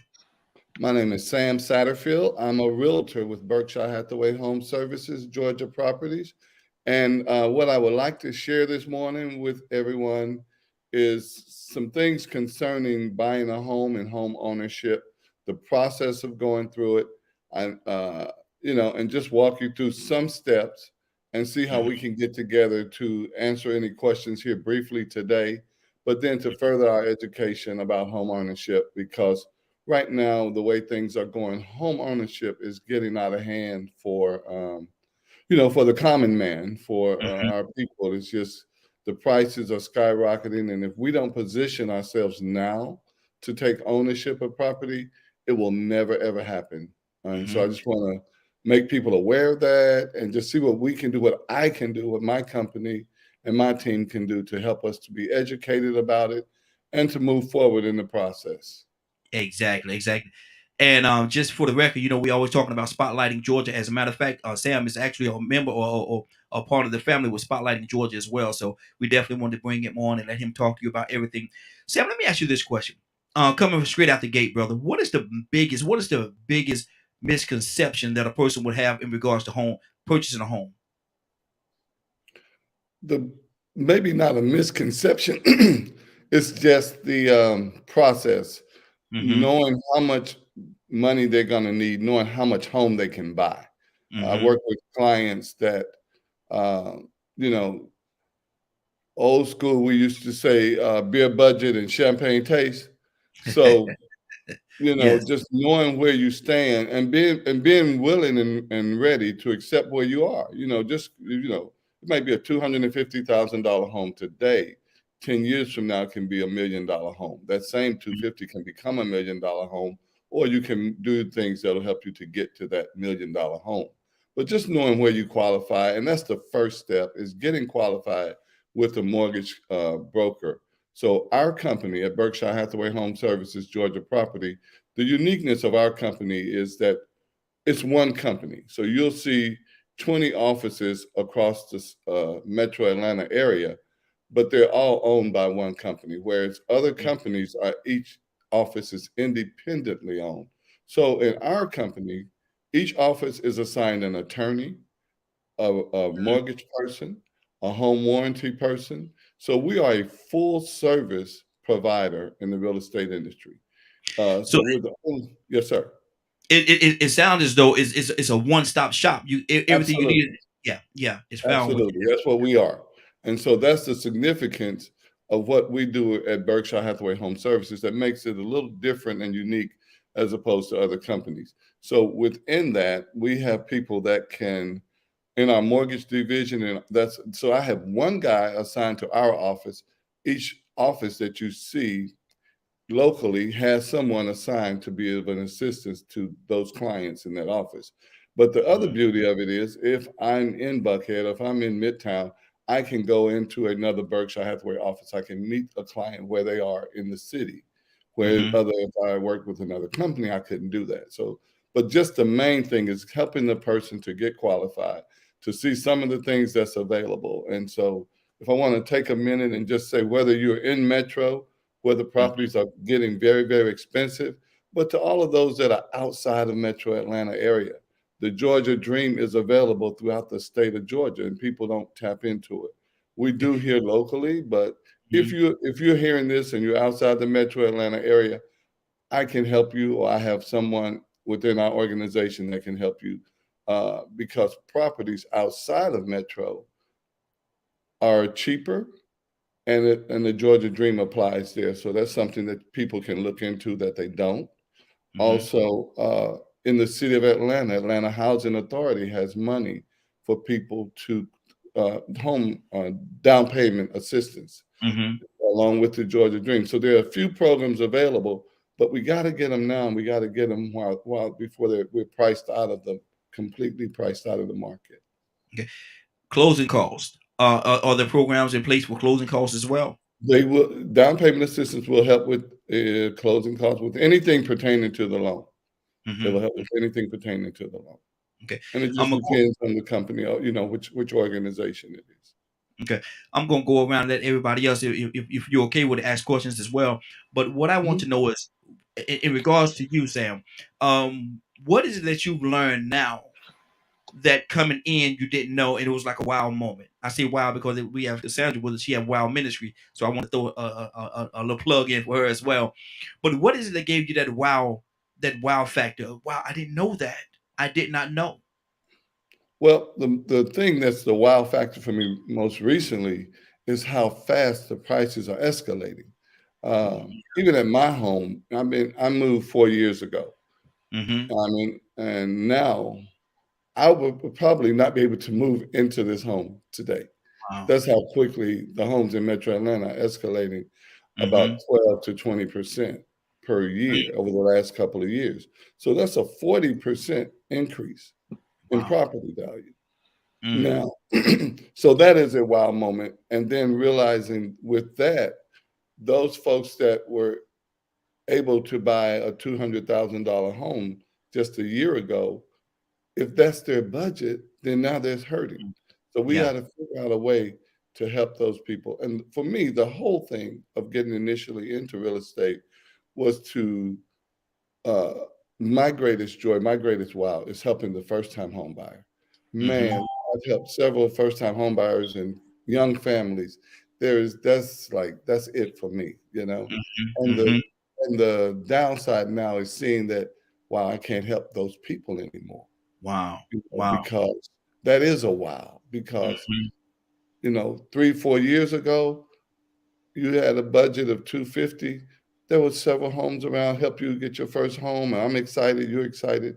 And the thing I Mm-hmm. want people to know is you are the only person that's going to be more excited about you getting a home than me. I'm going to be Yeah. right there with you every step of the way. And Mm-hmm. I've had situations where I was more excited and more into it than the person looking for the home. And so Mm-hmm. that's a problem. you Yeah. know, you got to be all in. I'm all in, so I need Mm. you to be all in. That's the main thing. But just Match, match your watching. excitement. Match your excitement. Yes, Yeah. absolutely. Yeah. Now, is it and I'm going to open up the questions. And is it a sellers right now? Is it a sellers or a buyers market? Oh, it's definitely a seller's market. Definitely. Wow. Yeah. Wow. Wow. Yeah, they're in Leonard. control. Man. Oh, absolutely. Absolutely. Leonard, any questions, brother? What's on your heart?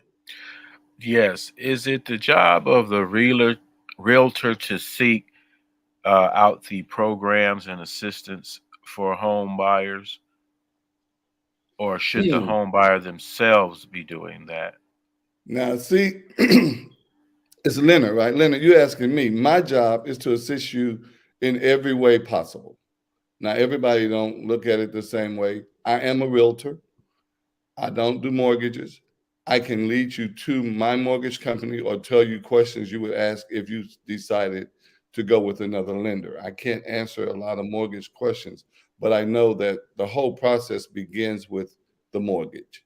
But yeah, Mhm. for me, it would be like, hey, here's the programs. Let's walk. I'm gonna walk you through it. I'm gonna give you the name. I'm gonna tell you step by step.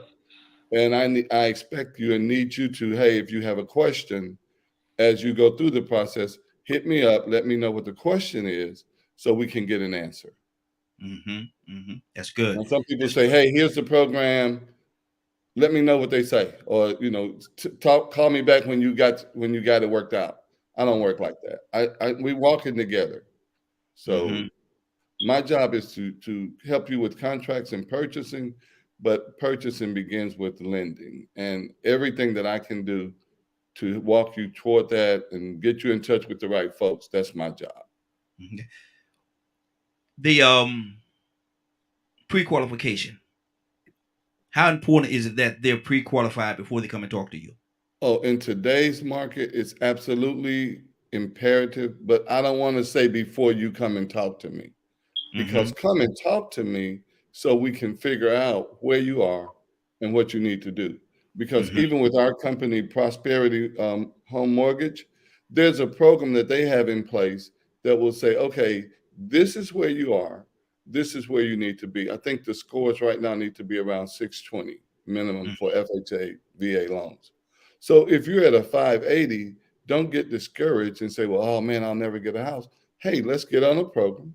They have a Mhm. program designed to explore your credit with you and say, hey, if you do X, Y, and Z, this is how much they. It's so uh, ingrained in it. It can tell you if you follow the steps precisely, very, very accurately, how many points this will add to your score. If you're at 580, we're trying to get to 620. If you follow the program, you'll get there. And so that's the key. Just finding out where you are, seeing what you need to do, and then doing that. People start and then they stop. I need you Mhm. to be all in, Mhm. walk the program. Good deal. Good deal. Toya with a T. You got a question? Toya. Rico, talk to me, brother. Got a question for us? Yeah, I know. I got two questions really because I know he is knowledgeable in real estate more than the average person. Now, now, So, for the first question is, you know, now. You know we I got a lot guess of what people. was it? Mm-hmm. 12 years ago. It's gonna be short. Okay. 12 years ago, we had the housing market crash. Hmm. But right before that crash, there was a boom, and most people didn't understand that something was smelling funny when that happened. They just took the bait. And we all know if we don't know history, it will repeat itself. So, can you sort of go into detail about how that crash happened and how we fell victim to it on the bottom end because we really didn't understand how the market works in real estate and buying homes? And second of all, since you are in the real estate, how hard or easy, simple is it to get into being a real estate agent or a broker? The first part is more of a financial situation, and since you were around at that time, I was not a realtor at that time, but I was buying a home at that time. I bought a home right in the middle of that around 2006, and what was happening for me that I saw then, um, and if you're aware, people were able to get homes just by being able to breathe. If you were breathing, you got a home, and so people that really did not qualify for homes were getting homes. And then they were not able to afford those homes. They were doing things in the financial world of second mortgages. Yeah, we'll put you in the house, we'll do this. So those are the things that collapsed the industry at that time. And as far as today, uh, there is just a matter of being serious about it and just taking the test. And to become a broker, once you've been a licensed realtor for at least 2 years, you can become a broker by taking the brokerage exam. The Mm-hmm. only difference in as a realtor, my license is with the brokerage house, which is Berkshire Hathaway Home Services. As a broker, you can start your own office, or you can still work within another brokerage firm. In my company, there's several brokers, associate brokers, and so it's just a matter of what what you want to do, your preference. Good deal. Badger, you have a question? Yeah. So, I'm a part of a group of people that talk twice a week, and this topic came up, and I wanted to ask you what I was told by a realtor and someone that's in economics for our country, for our country. Um, one, do you feel that one of the biggest causes to the influx of housing prices is due to the people that can afford to buy six, seven, eight of those $200,000 homes, and then turn around and sell them for 3 to 400,000 to double their profit? Absolutely. The Flip. right now the market is being soaked up by investors, not only here in Atlanta but across the country, and so that has put a crunch on families. And if I mean that is the to me one of the most devastating parts of this business for me right now is that as sellers, sellers want cash, and so investors come in with cash. They're paying top dollar. They don't need time to close. They have cash and close within 2 weeks. And so that's why it's important that people are educated so that when we present an offer as a team, me working with you as your realtor, we want to get you to the point where, hey, we have everything done and we can close this loan within 21 days or less, because Mhm. that's what the seller is looking to hear. And Mhm. so they're reluctant to take government loans because an investor, a large investment firm, will come in and say, "Hey, I got cash money in hand. I can close in 14 days." Mhm. And as sellers, they're just looking at that part. They're not looking at the part of, it would be best for our community if we sold these homes to families to keep the community strong. They don't look at it like that. They're looking at it as the money. So yeah. Do you Mhm. have any idea what it would take Badger. from us, Badger. the people? Just one Badger. final one, and I'm done for now. For us to do what now? For us as people, Become to educated, get your credit right, find out what you need to oh, do. that I wasn't going to ask that. Oh, I was talking about Badger. to deal Badger. with the investors. Okay. create an investment group. I'm working with some people that's trying to create an investment group that's willing to buy a couple of homes and make sure that they're going back to young families and families in the communities. So Absolutely. Absolutely. I think that's what you have to do to compete. Absolutely. Good deal. Good deal. Cassandra. Yeah, I. This is interesting that we're talking about this because yesterday I had uh, acquaintance to contact me. She does pretty good. She's well, we used to call it well to do, you Mm-hmm. know, and she is bringing together some women on tomorrow because she is purchasing some commercial property in Atlanta that she wants to use in the film industry, which is what I do. And so she knows that's what I do. So she wants to bring me in to sort of come with the, I don't have money, they have money. But Hmm. and I told her, I said, listen, I don't have it like that.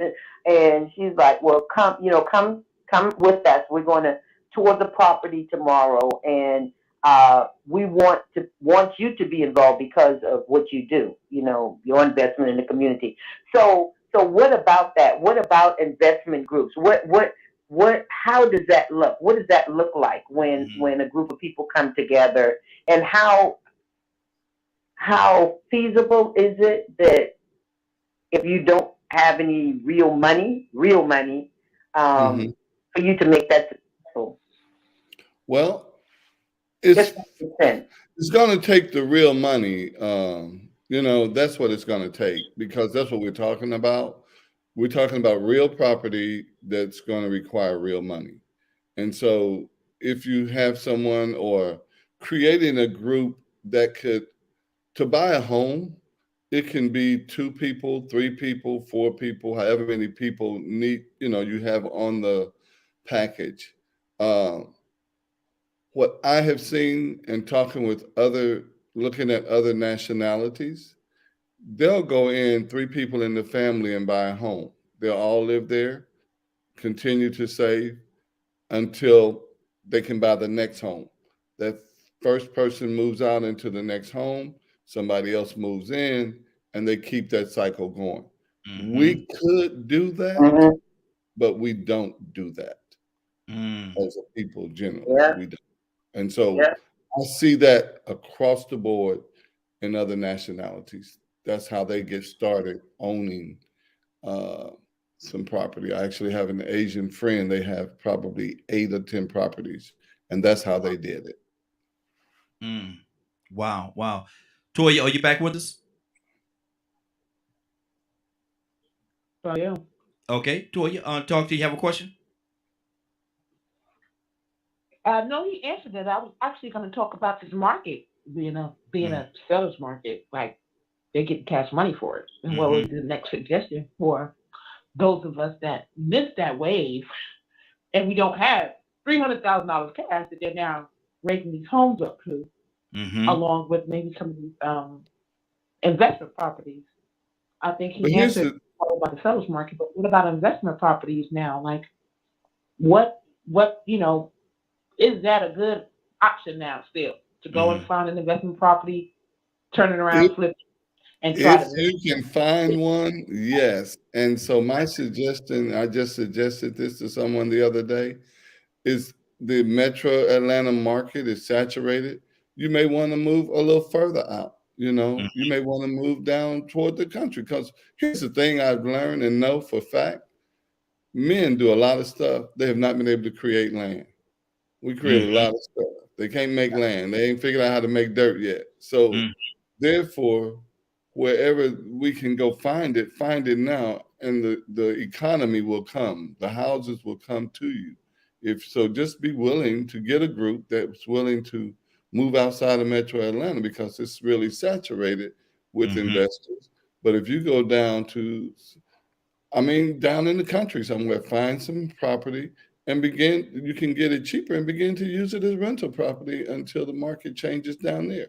And so that's Absolutely. another way people can capitalize. Mm-hmm. But if you're looking to buy a home, I tell people now again, I'm a realtor. I'm not a accountant or anything. Talk to the people at your job. Talk to your family. See if somebody, hey, will you go on the loan with me to help me get through this? We'll do it this way. Or talk to your job and see if you can use your 401 funds. The key is being able to get qualified so that we can take an offer to a seller and say, hey, we can close this loan within 3 weeks. And that's Mm-hmm. really all they want to know and know for sure that it can be closed. And Absolutely. there are other companies that for a fee will go in and buy the home if you're ready and to strengthen your loan to put it down on paper as a cash loan for the seller to look at, and then you Mm-hmm. just pay them a percentage for using their services. So it's Absolutely. ways to do it. Just got Mm-hmm. to be willing to do the work, and I'm willing if you're willing. Absolutely. Good deal. Good deal. Willa, you have a question?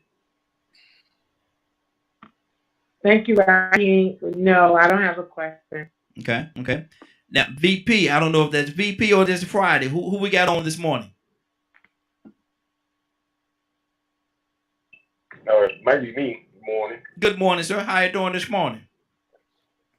Good, sir. Yourself? Hey, doing well, doing well. I appreciate you calling in. We're talking to Sam Satterfield, man. He's actually a realtor in the area. Know it like the back of his hand. And so if you have a question, throw it at him. I promise you he'll be able to answer it. What's on your heart? He actually right at the end of the last statement, he hit it for.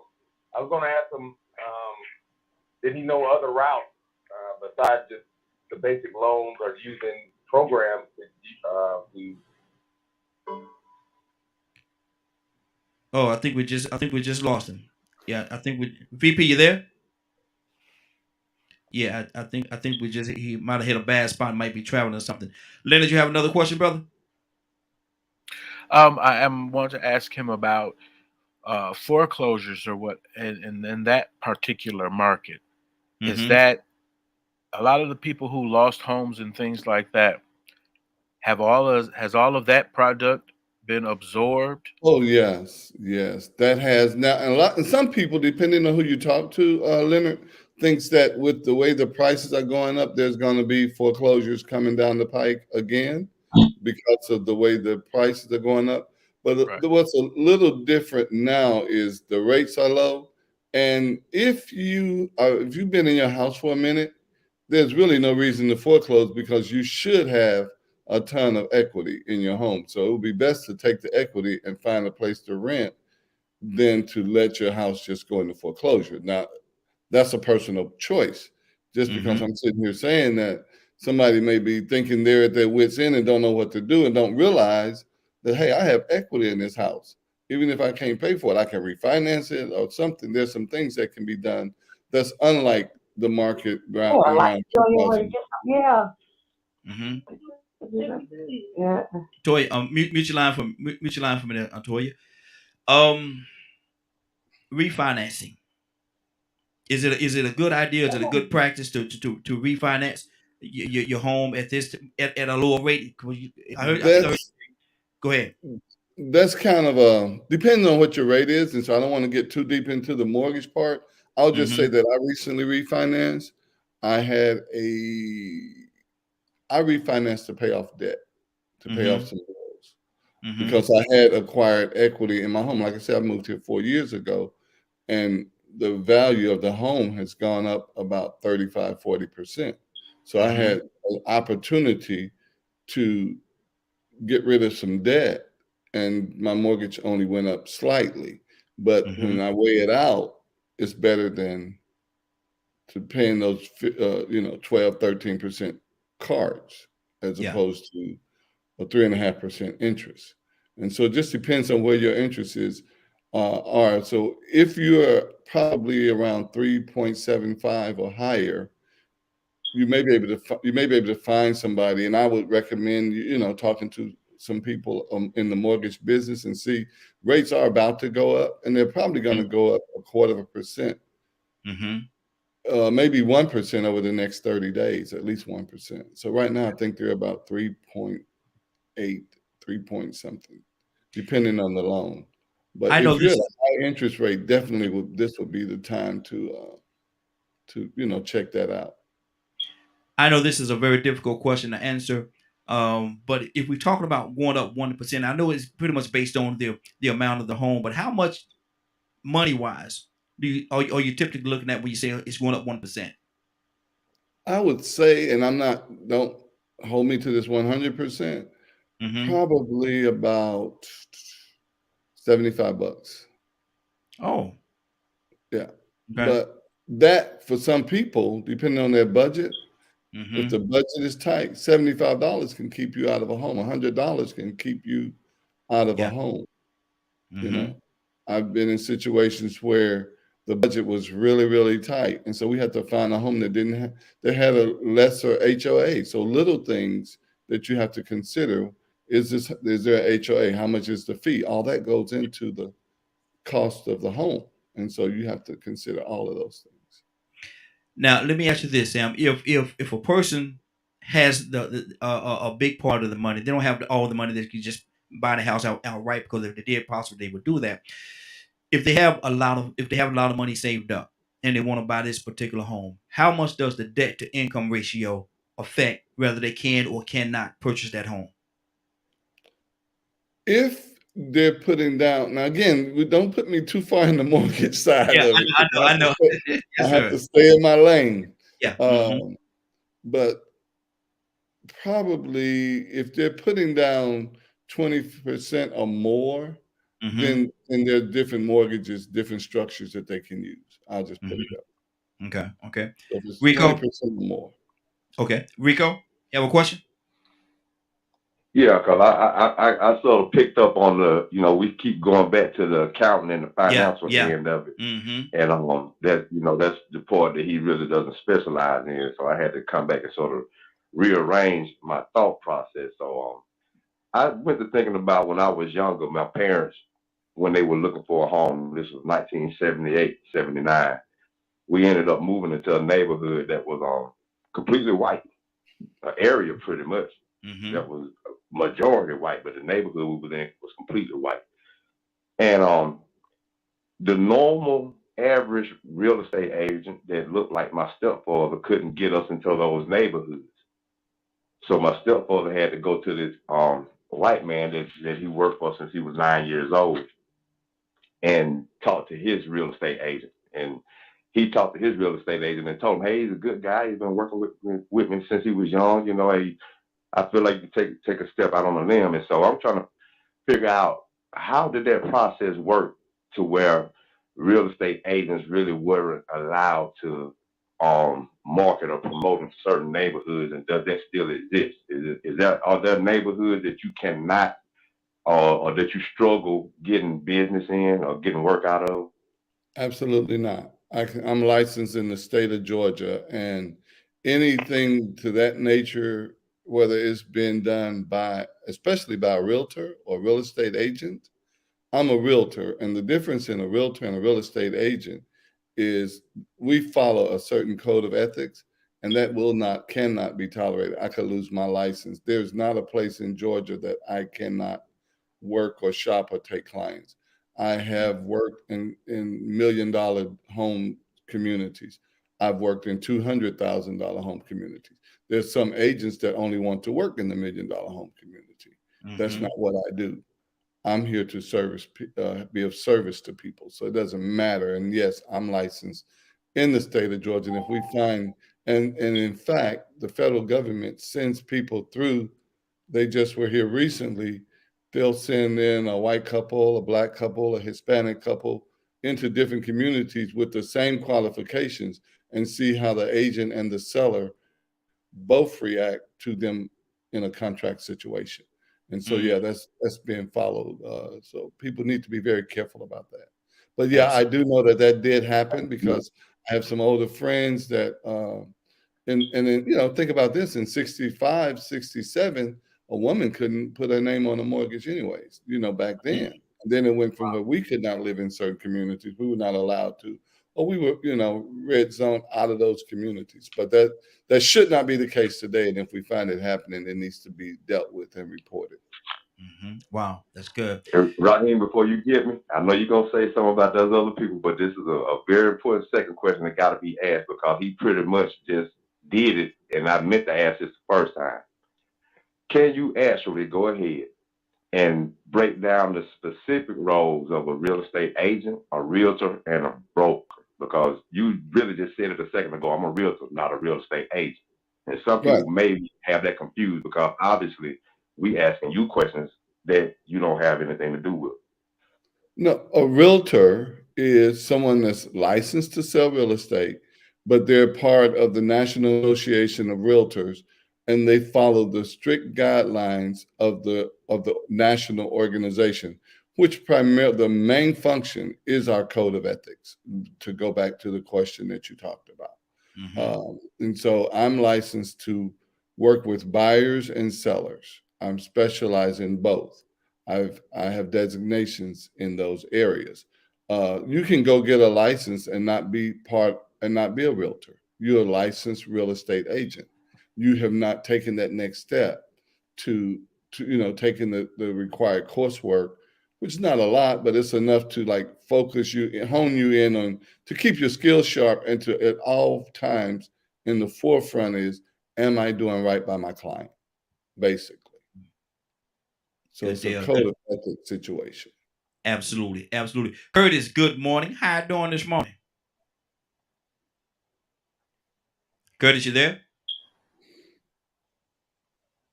Okay. Yeah, I'm here. Okay. We got Sam Satterfield with us this morning, man. He's a realtor, man. He's educating us on everything that's going on in the real estate. You have any questions for him? No, I'm just listening right now. Right now. Okay, Sam. Let me ask you this question. Because you said the best interest of your client. If you're working for a buyer, um, and you know the seller or whatever, who is your main responsibility for? If your client is that buyer or if your client is that seller, who's your main responsibility to? It depends. If I'm working, if I have a contract, an agreement with a Mm-hmm. seller, I'm Mm-hmm. working for the seller's best interest. If my contract and my client is the buyer, then I'm working for the best interest of the buyer. And I, like I said, I work with both. And at Mm-hmm. every time if my client, if I'm contracted with that person, if I have a seller's agreement, then and that's a seller, then I'm working for the seller. If I have a buyer's brokerage agreement, then I'm working for the buyer. Good deal. Good deal. Good deal. Cassandra. No, I don't have any questions right now. Thank Okay. you. Okay. Anybody have any other questions before we thank Sam for joining this morning and get back to our other part of the conversation? Anybody have any other questions? I do. Okay. What's your question?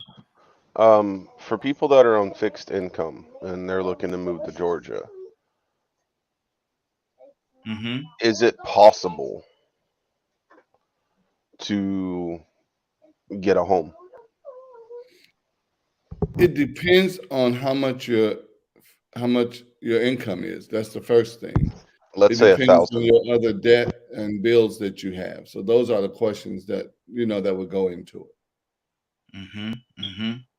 Somebody on the Facebook side had a question. They say you left out the role or job of a broker. Oh, the broker is a company. They would traditionally oversee real estate agents and realtors.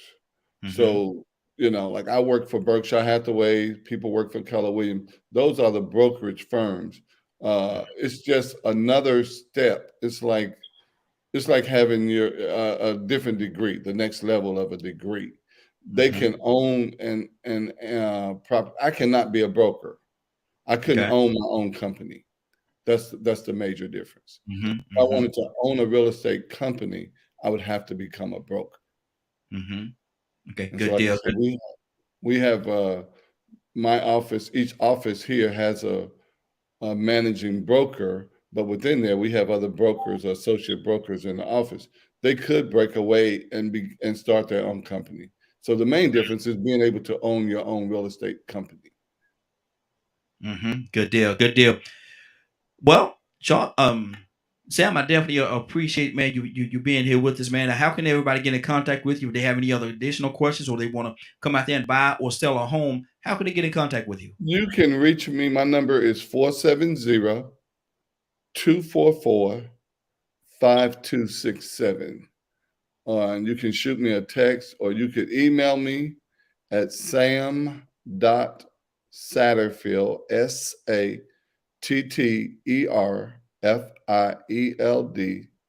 at bhhsgeorgia.com. And Mm-hmm. my number, the easiest way, just give me a call or a text at 470-244-5267. So, Raheem, I want everybody here to know that soon we're going to be putting together a home buyers seminar. Mm-hmm. So we're going to have people from the Georgia Dream come out. We're going to have people from our company, Prosperity Home Mortgage, come out, Mm-hmm. and we're going to have the one of the attorneys come out just to answer those questions. So they'll be able to see and speak with people that's in different aspects of it. And so that's coming up. So I'm working on getting everybody lined up, but I'll Okay. definitely keep you abreast of it so you can share that with all your listeners, and Absolutely. we'll be glad to do that. Absolutely. And again, I want to thank you. And if for whatever reason you missed the number or any contact information that he said, go to spotlightinggeorgia.com. Go to spotlightinggeorgia.com. Go to all around Georgia and go to services. and he's there. He's actually there in the directory up under services, so you can get his information. You can acquire his information from there as well. Sam, definitely appreciate you, brother. Thank you for hanging out with us, man. I know that you helped a lot of people, help myself. Some things, some questions that that you answered today, I didn't know, and so I definitely appreciate you for that. Keep doing what you're doing, brother. Proud of you. Okay, I'm going to put my number in the chat and my email for Okay. you. Okay. Leonard, what's on your heart, brother? Talk to me.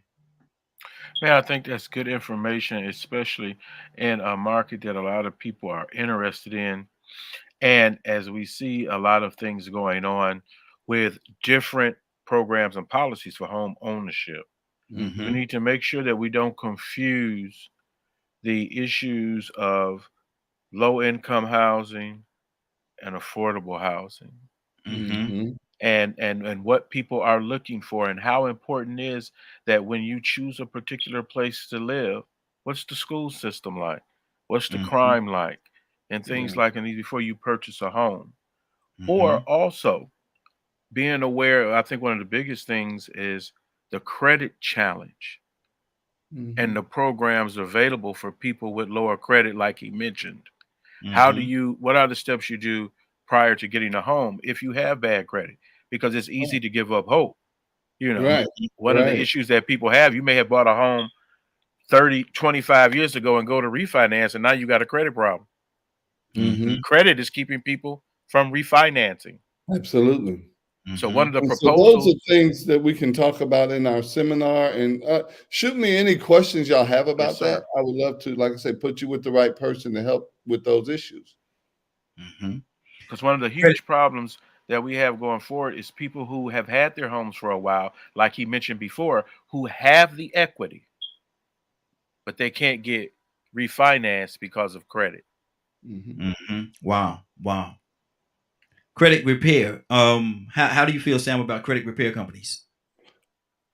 Well, that depends on the company. I've Okay. used one before that was not so Mm-hmm. good, and I've used one that really worked. I tell Mm-hmm. people now in this day and age, start with getting you can get a free credit report once a year from all three bureaus. Do Mm-hmm. that. Take a look at it. And if you can't read it, sit down with somebody that can read it. Give me a call. I'll put you with our mortgage person. They'll go over it with you. Like I said, we have, and within prosperity, they will tell you where you are. And if you do X, Y, and Z, this will get you where you need to be. I Mm-hmm. tell people, I'll tell my clients when you start off and we know we have a challenge, order your credit report and then go and set up a Credit Karma account. It's not the most accurate, but it'll get you started. And there's other Yeah. accounts out there like that. Just something to get you started. If you're willing to do the work, if you're willing to put in the time, I promise you, I'm gonna be right there with you the whole time. Good deal. But Good like the deal. brother just mentioned, sometimes people get started and get discouraged. Don't get discouraged. You're not going to get it if you get discouraged. You Mm-hmm. know, I tell people all the time, you didn't have the house before we started. If you stop the process, you're still not going to have the house. So Mm-hmm. you may as well just keep walking, Yeah. because this is Mm. a journey. You got to walk it out. I had a young Yes. man that I helped get, we went through the whole credit thing, got everything done. I was excited. And the brother came back and told me, I said, okay, we got everything lined up. We got the house. We're ready to move forward. He said, Mr. Sam, he said, I got something I got to tell you. I said, what? He said, well, the new year came and I had a little party. I said, okay. He said, well, I went and charged $10,000. Woo! And that's somebody I knew his dad. I called his dad. I said, man, look, I'm upset with your son. Tell him don't ever call me again. Wow. How do we go through 1 year of work, over 1 year, for you to Mm. go have a New Year's party? Come on now. Mm. And We so are. just got to keep focused on what the goal is. And that was his goal, I guess, to get his credit right and have a good time. I said, now all the people you party with, where they gonna be when you don't have nowhere to live, you know? Exactly. So, Exactly. We so had. just staying focused, man, getting people to stay focused. Yeah, credit is an issue for us, for real. And we just We, got to I stay will. focused and know that we can overcome. I've overcome it twice. So if I can do Mhm. it, anybody can do it. We are a lot of times what we do, man. We buy what we want and beg for what we need. Yes. Sad, sad reality, brother. Sad reality. That is so true. Yes. Very Yeah. sad. All right, Sam. Again. Thank you, brother. We could really jump back over to the other side here. Okay. I If appreciate your time and good luck, man. Thanks for giving me an opportunity. a good deal, then we'll be talking real soon. All right. Thanks. Yes, sir. All right. Wow, that was very, very informative. Very informative, man. I definitely appreciated that brother coming in and talking to us, man, and giving us the inside, if you will, of some of the things that's going on in that real estate world. It's real complicated, very complicated. Curtis, good morning, sir. What's Curtis? Let me come back to you. Curtis, you there? I Yeah, want I'm right here. we talked this earlier this morning. We was talking about the journey. We was talking about the journey and the journey being your life. Curtis, you took every step because you're the only one that's been there every step of the way. So, ask you this question: what has this journey taught you most about yourself?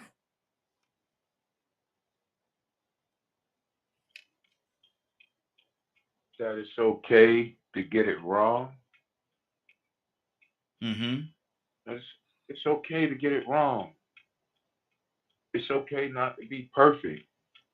Mm. It's okay to put yourself or to be in a position where you're the most ignorant person in the room. It's Mm. okay because in being the most ignorant person in the room, guess what? If you got sense, you're gonna learn more than probably you're gonna sponge and take in everything, every lesson that is of a positive nature for you. Sometimes you just gotta be dumb about certain issues so that you can really learn and it can add to the things that you do know. Mm-hmm. You know, if I said anything about my journey, man, that's what I would say. Mm-hmm. Wow. Wow. It's okay to be. Mm-hmm. Good deal. Good deal. Willa, what do you say about that? Willa, what has this journey, what has this journey taught you most about you? Well, like I said earlier, Raheem, it taught me that I'm a different kind of person. Mm-hmm. I'm always, I don't know, just trying to lead, and sometimes I just gotta back down. I'm always willing to help people. Always willing to learn. So it just taught me that, first of all, I need God. Mm-hmm. I'm glad about that one, boy. People always say if I could ever change anything, when I look back over my life, I would change something, but I wouldn't change not one thing Mm-hmm. because it got me to where I am right now. All my experiences, before and after, I've been on the good, I've been on the bad side. So I just thank God that I'm still here to help those along that are still here as well to get to a place where they need to be. Mm-hmm. That's my comment on that right there. Wow. Good deal. Let me see. Toya, you still with us? I think we just lost Toya. Rico, it is said, Rico, you there? Yeah, all right. Okay. It is said that, people a lot of times want to help each other, want to do different things to help each other out. And it's a good quality to have. But can helping sometimes be costly? Oh, of course. Yeah. That's how people get scammed and conned. Mm-hmm. Helping people sometimes they get set up. I've heard of people walking down the street pretending to be hurt. And somebody come up to help them or whatever, and then next thing you know, somebody come around the corner and rob. Mm. So Mm. there's just so many different ways that in this world that we live in, dealing with human beings, you got good people and you got bad people, Mm-hmm. with good intentions and bad intentions. Mm-hmm. And so, you can put yourself at risk sometimes trying to help a situation, trying to, keep trouble from brewing, getting in the middle of somebody else's situation. You remember Donald was telling us a story about his brothers, Mm-hmm. Yeah. Yeah. and then somebody wanted to step in and fight. They wanted to be the peacemaker. Let me be the big guy. Let me be the good guy. Y'all brothers. Y'all don't need to be fighting. Mm-hmm. Man, you better get up out of here. Yeah. Yeah. Better sit down somewhere. You Mm-hmm. know what I'm saying? You trying to help, but you're gonna end up getting hurt. Mm-hmm. And that man, what worse feeling can happen? How bad can that be to go in there with all kind of good intentions to help somebody, but then all of a sudden in the end, you take the biggest loss. Mm-hmm. It happens.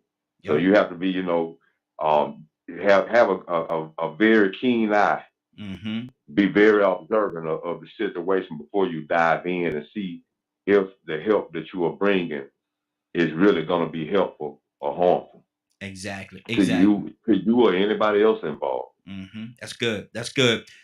Cassandra, what do you say to that? Can helping be costly?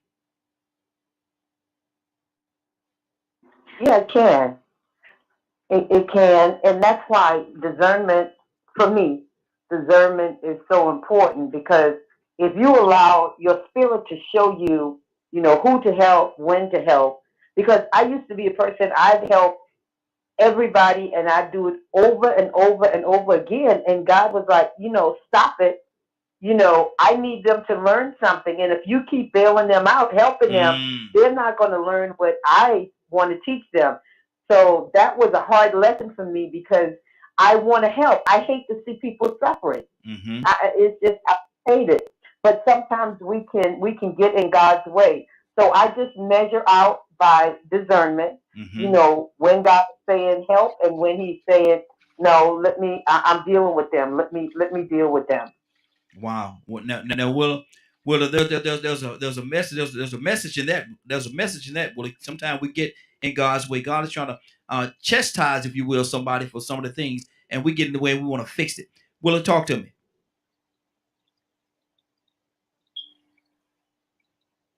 Willa? I'm sorry, Raheem. What did you say, Free? Well, she said What was the question? sometime we want to help everybody. We want to want to be a helping source. But sometimes God is trying to teach somebody something, and here we coming along trying to help, and we get in God's way. What do you say to that?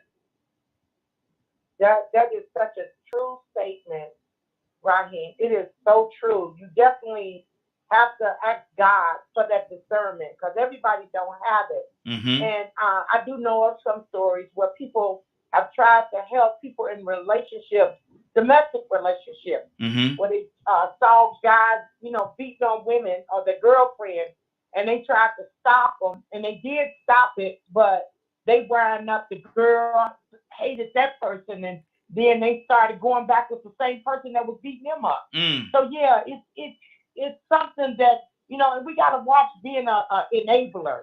So it's something that you have to, I want to say, kind of master that skill because you are that kind of person. Mm-hmm. But yeah, we got to sometimes move out the way and let God turn it over to God because those are the times when we can't change things. See, we can change some things, but some things we can't change. So Mm-hmm. we have to turn those things over to God. And then once we turn it over to Him, we got to take our hands off of it.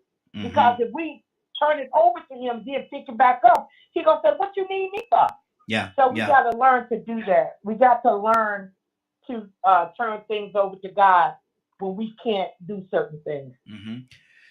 What lessons, Curtis, have taught you on this journey? What lessons have taught you responsibility? I don't know why.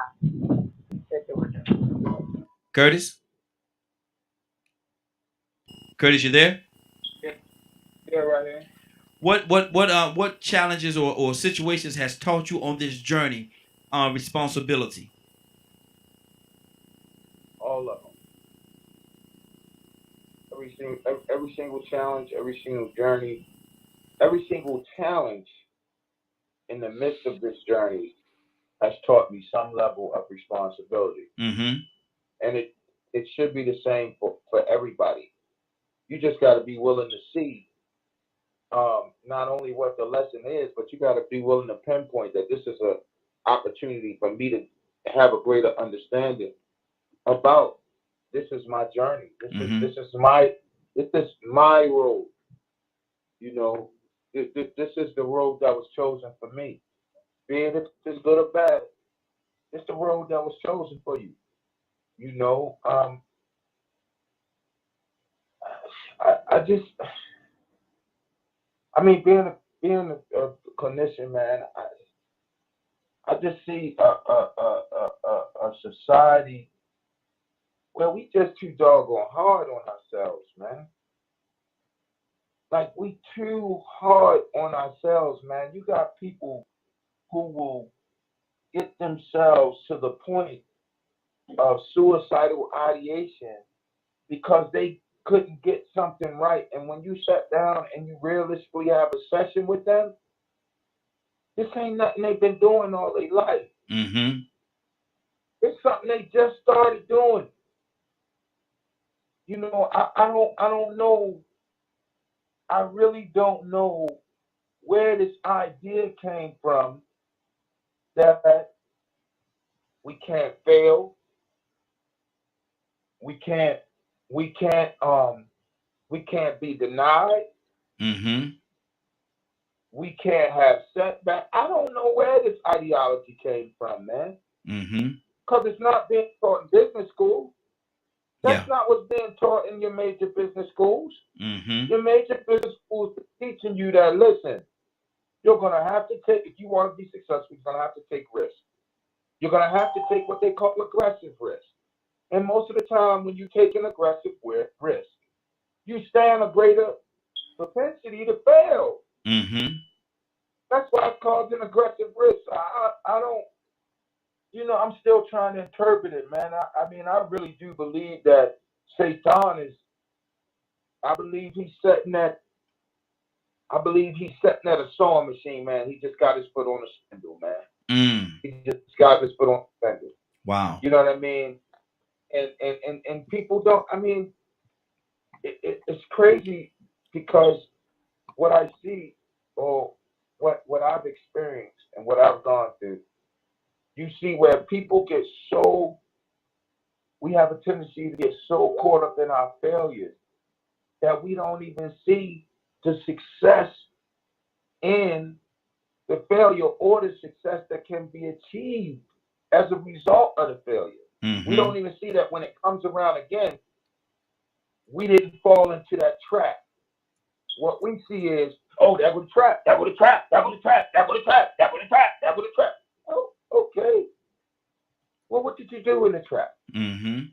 What did you do? Did you do what you did the last time? No, I didn't do that. I did it like this, and it worked, Mr. Kurt. Mm-hmm. Oh, okay. But the trap, but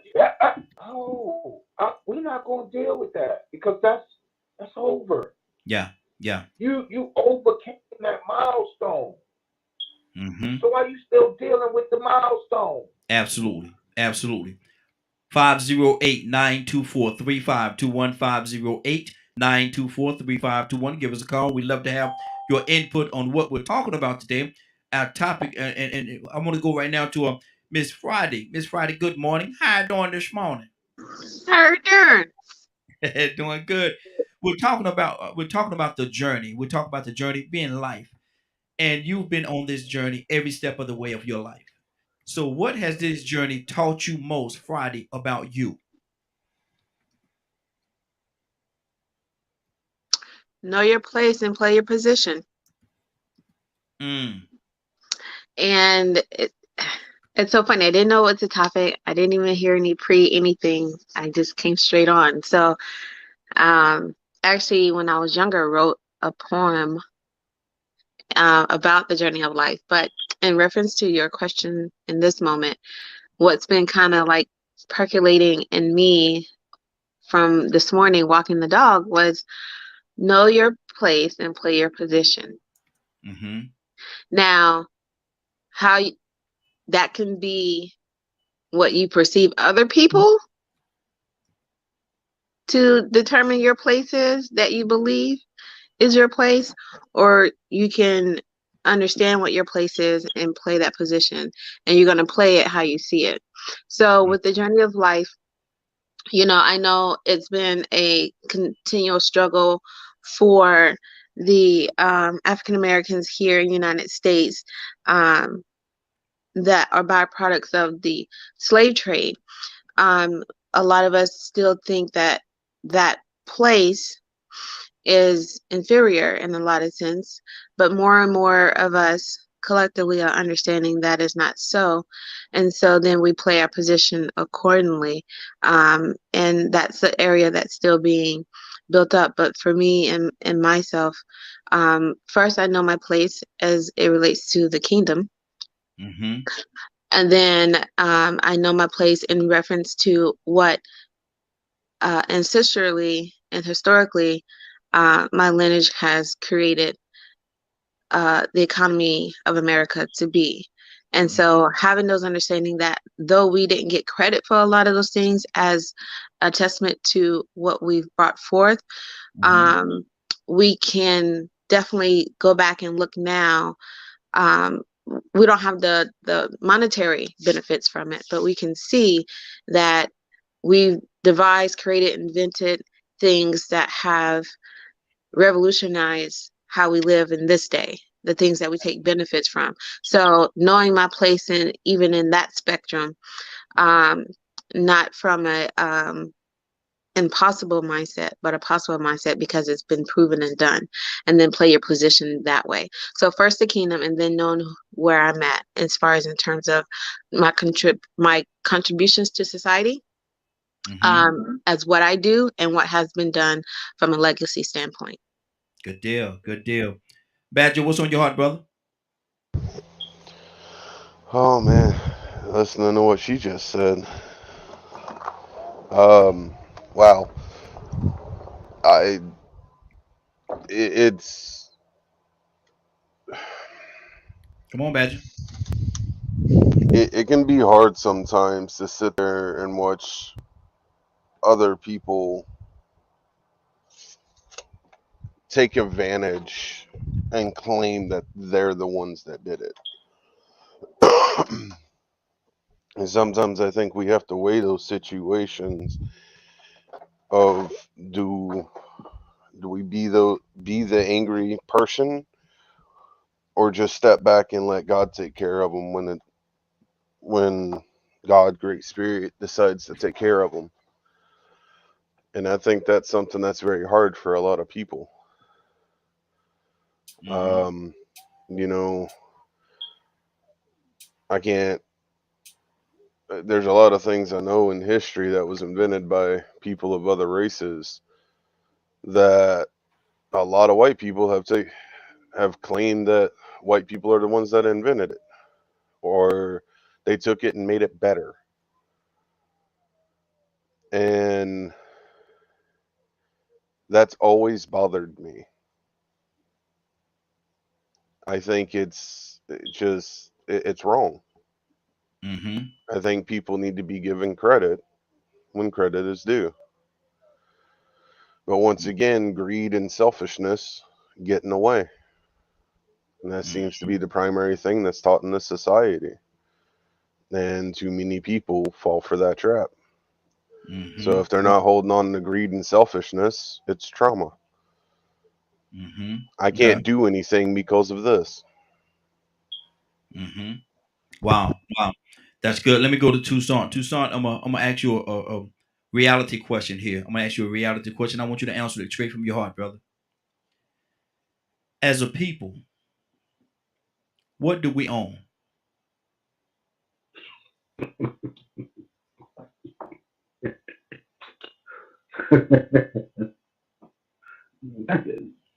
Hmm? As a people, Yes. as humanity, Yes. What do we own? well, self will. That's what you own. Mm-hmm. Do what you do. That's yours. Mm-hmm. That's what you have. Everything else is just a figment of your imagination.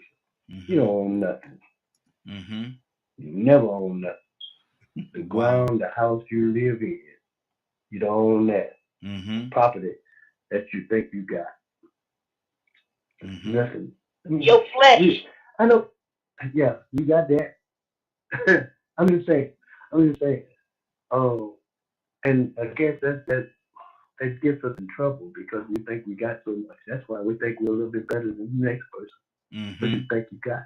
You're Mm-hmm. right. You're Mm-hmm. bad. Well, you only have your flesh until God decides to take it I away. mean, Hold on, everybody. Mm-hmm. well, you. That's good too. That's a good mindset. You. Okay. That's why you do your own thing Mm-hmm. because you think that's yours. Okay, let's take a husband and a wife. You think that's me. That's my body. I do it. Well, I want to. Well, no, you don't belong to yourself. Mm-hmm. Mm-hmm. Mate, perhaps sometimes we get kind of invited. Since you said that, bring you into the conversation because you have a better mindset than anybody else because you don't make a choice without consulting with your wife. I believe that. I don't know. I'm not sure, but I Mm-hmm. assume that. You're correct. Assumptions will sometimes get you in trouble. That's a good thing. But more than that, we make decisions and we don't check with God about nothing until we get in trouble and find out we can't handle it. Wow. Wow. That's His. Mm-hmm. That's Mm-hmm. for Him. The only thing that you have is a choice, but choices have consequences because you don't ask Him. The thing that I found out that the reason why I couldn't handle the things that I sought after is because I didn't consult with Him first Mm-hmm. Mm-hmm. to see Wow. if He gave it to me or I got it from the enemy in the first place to set Mm-hmm. me up for the okey doke. Exactly. Exactly. Cassandra, as a whole, as a people, what do we own? Mm, uh, What? this is a good one because really we don't even own our own thoughts. If you can't own your own thoughts, That's right. you know what I'm saying? Mm-hmm. Then you don't own very much, you know. So eh, Mm. I don't know. I'm a pass because I feel like until we can own our own thoughts and control them, and if for those of us that are Christians, be led by the Spirit of God, then we don't own anything. Mm-hmm. And even if as Christians, the Bible says we are not our own. We belong to Him. So I don't know what we own. I don't Mm-hmm. know. Mm-hmm. Wow. Curtis, I'm That's making right. everybody give me your quick answer. I'm trying to make my way around to everybody. I want to touch everybody on this particular question right here. Curtis, what do you say as a people? What do we own? We don't own nothing. Mm. That's right. We don't own nothing. You don't own your flesh. Mm-hmm. That's right. From the dust to the dust it shall return. Mm-hmm. Right? Yes. Yes. Right? Yes. God, Absolutely. it says, live the horrible life, you go in hell. If you live the righteous life, you will experience paradise. Mm-hmm. So at the end of the day, you're going back to from whence you came, ashes to ashes, and dust to dust. You don't own nothing. Mm-hmm. I think Wow. the whole idea of ownership, and like this, the whole idea of ownership is a ploy of the devil. It's a ploy to separate man from God, Mm-hmm. because only the devil seeks to own something. That's Mm-hmm. why he wants your soul. Yeah. Yeah. That's That's good. That's good. Rico, talk to me, brother. As a people, what do we really own? Toy with a T coming to you next. We own our integrity, Mm-hmm. plain and simple. Integrity. If you ain't got nothing else, you're supposed to have your integrity. That's in your word, that's in your conscience, that's in how you act and what you believe in, how you carry yourself, regardless of what the situation is, regardless of what the crowd is doing, or what the trend is. You still have your integrity that makes you withhold, that makes you retain your respect and honor, that lets you sleep at night and feel good with the decisions that you made instead of second guessing yourself because you did something that you really didn't want to do. Your Mm-hmm. integrity. That's what we own. If we don't own anything else. Wow. Wow. That's good. That's good. Toy with a T. As a people, what exactly? Nate, tell me what we own. Nothing, because everything's God's. Mm-hmm. We don't own nothing. We think we own something, especially when we go against the grain. But we don't own nothing. He lets us borrow all of it, the flesh, the brain, the mind, and all of that. Now, Rico said something with owning integrity. But we don't ever own up to nothing, right? When we do something, we don't own it Mm-hmm. unless it's good. We do something bad, we don't own it. So the little Mm-hmm. things of dominion that he did give us, we forfeit and give to someone else. Mm. Like the power to be the greatest, the power to be excellent, the power to achieve all things in his will. See, we automatically give them away to people. Oh, I can't do that. Oh, I'm not this. We give our power away. And it don't Mm-hmm. go back to God. But at the end of the day, we don't own anything. Everything on this earth is borrowed, and your entire flesh is borrowed. And it only works because God allows us to use these things. And He gave Mm-hmm. us dominion Come on. to reign over this earth and to be able to help this earth come to what He should want us to make it. But Mm-hmm. in actuality, we little pesky humans, we little ratchet animals that run around here, the trees, they grow out the ground, that ain't theirs either. It all Mm. belongs to God. The Most High created the same way. If you was the guy and leave your kids your house, that still ain't your kid's house. It was Mm-hmm. still your house that you passed down to your kids. Now, Mm-hmm. when you can create yourself, then you own yourself. Mm-hmm. Until then, we are all God's, and we don't own nothing except for what He allows us to use. Absolutely. Absolutely. Willa, what do you say to that? What do we as a people, what do we really own? Well, materialistically, we don't own nothing. We came in this world with nothing, and when we die, we're gonna leave with nothing. Mm-hmm. But I do believe that God has given us the free will to choose, because yes, He does own us. He owns us, but He wants our love freely. He wants us to choose Him freely. Mm-hmm. Because if it was the case that He owns that part, then it wouldn't be such a struggle of us as human beings to get where we need to be in Him. So I do believe that He's given us that free will to choose to accept Him with love. If not, then there is the consequences. Mm-hmm. So there is some little form of concept of ownership. So we have the ownership to choose the will of God or not. So I just believe we have that responsibility Mm-hmm. that God has given us because of the fact of our journey, Yeah. where we're going in life. Mm-hmm. Because if that was destined to where He's already going to put us, then why are we going through or wrestling through the way we are? Mm-hmm. And so we got to look at that. I know we don't own nothing. I know that. He created everything. I know that. But He also gave us the free will to choose Mm-hmm. who we report, will we believe. Absolutely. Amen. Absolutely. Leonard, talk to me, brother. What do we own? Well, you know I don't like your pronoun, but Mm-hmm. you own your own integrity, basically, Mm-hmm. as I Mm-hmm. believe Rico said, right? Yes. Uh-huh. You own who you are and what you decide to do with who you are. Mm-hmm. If you don't, who does? Or are you the person that allows it to just be free or what have you? But the Mm-hmm. notion I prefer is dominion.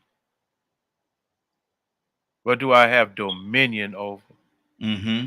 I've had dominion over things that did not belong to me Mm-hmm. because people have surrendered their dominion. Do you understand that? Yes, absolutely. Okay. So Mm-hmm. so when we get to talking about, it becomes a boo-hoo type thing, if you keep talking about it too much. This Mm-hmm. we ain't gonna own nothing. Mm-hmm. Individuals own, collectives own. So what is it that you want and that you desire, and why you do not have it is more important to me. Mm-hmm. And when you say individuals, that you kind of lost me right there, and the reason why, because in talking to Sam earlier, he said there's a investment groups that come together, and if they're a collective group that come together and pool their money together and buy different properties, don't all of them own that property? If that's the arrangement, like I said, that's a collective that Okay. came together to do Okay. that. I just But want to to clear sit that one. around and talk about Mhm. ownership as if it is subjective to me Mhm. is not a conversation that I usually have. Good, good, good. And the reason why I Really wanted, don't reason why I wanted to say that, own I wanted to clarify it for the for the listeners that's Yeah. listening. But Mike, let me go back to. I'm gonna go back to Tucson. He said he wanted something. And Badger, he said he wanted to talk on this as well. Tucson, you had something on your heart. What's on your heart, brother? I was clear. This integrity thing. Rico, you're a genius. We could. Because I that's knew all he you was gonna hear it in a that's all you end up minute. that's all you end up with. Here's a man. I love Job because Job gets robbed of everything, gets attacked by the enemy. And in his misery, in his loss, in his failures, whatever the case may be, even his wife saw it. She said, "You still gonna hold on to your integrity? Mm-hmm. Isn't that something?" That's Yes. all he had left. Mm-hmm. Broke, busted, and disgusted.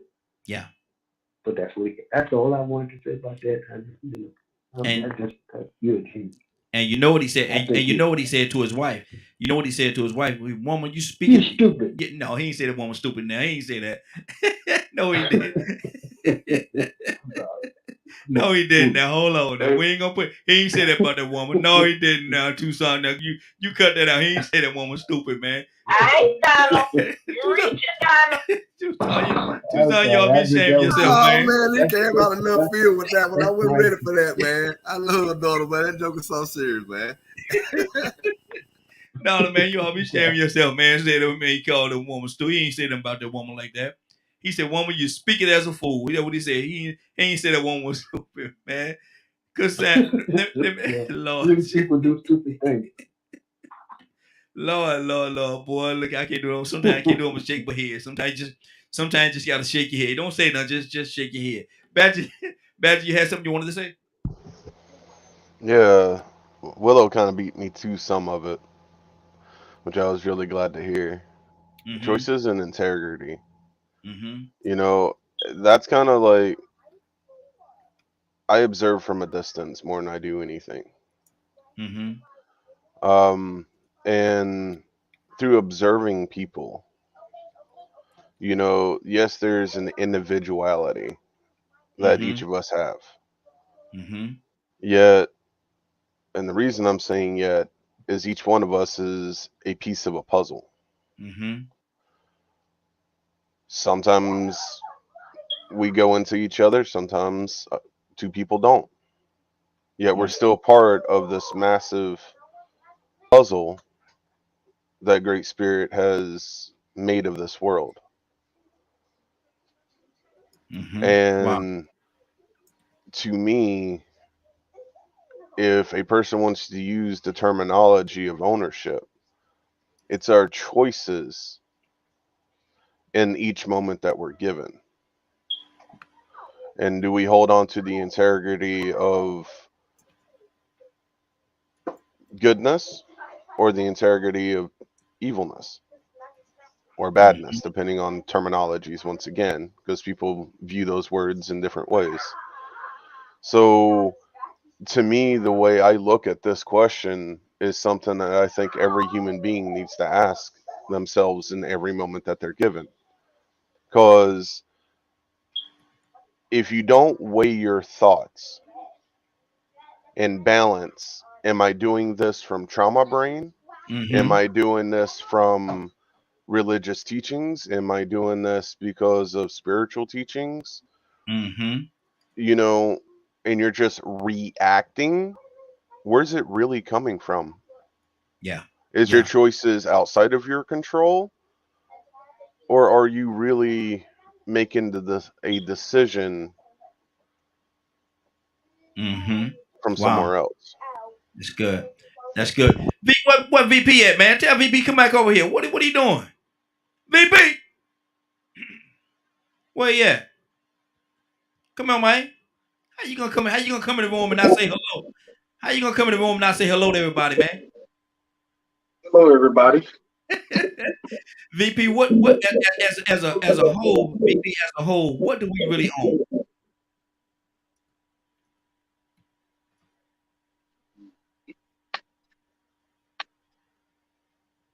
VP.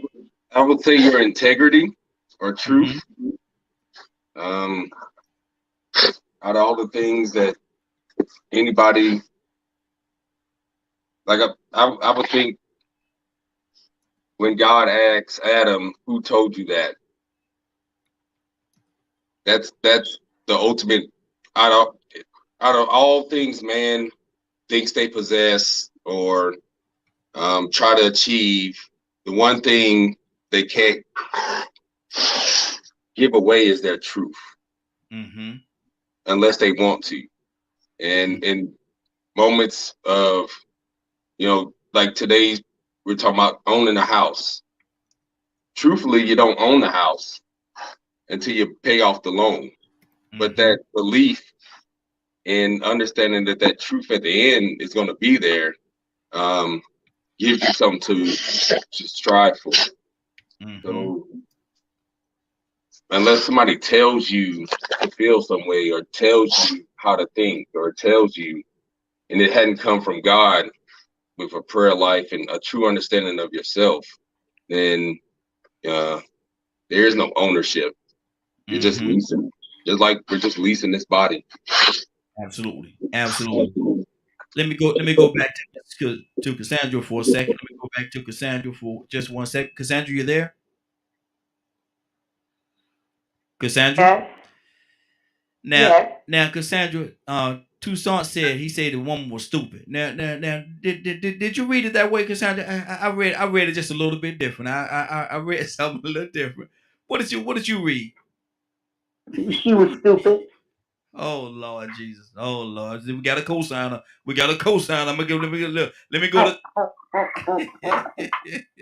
Yeah. Mm, Yeah, I mean, I mean, we can use semantics or whatever. We can try to make it, but actually, she was a fool. She was stupid. All of that mixed into one. Because what she was telling the man that she was married to the man that she was supposed to be his helpmeet to do was all of that. mm-hmm. Stupid and coming from a fool. Mm-hmm.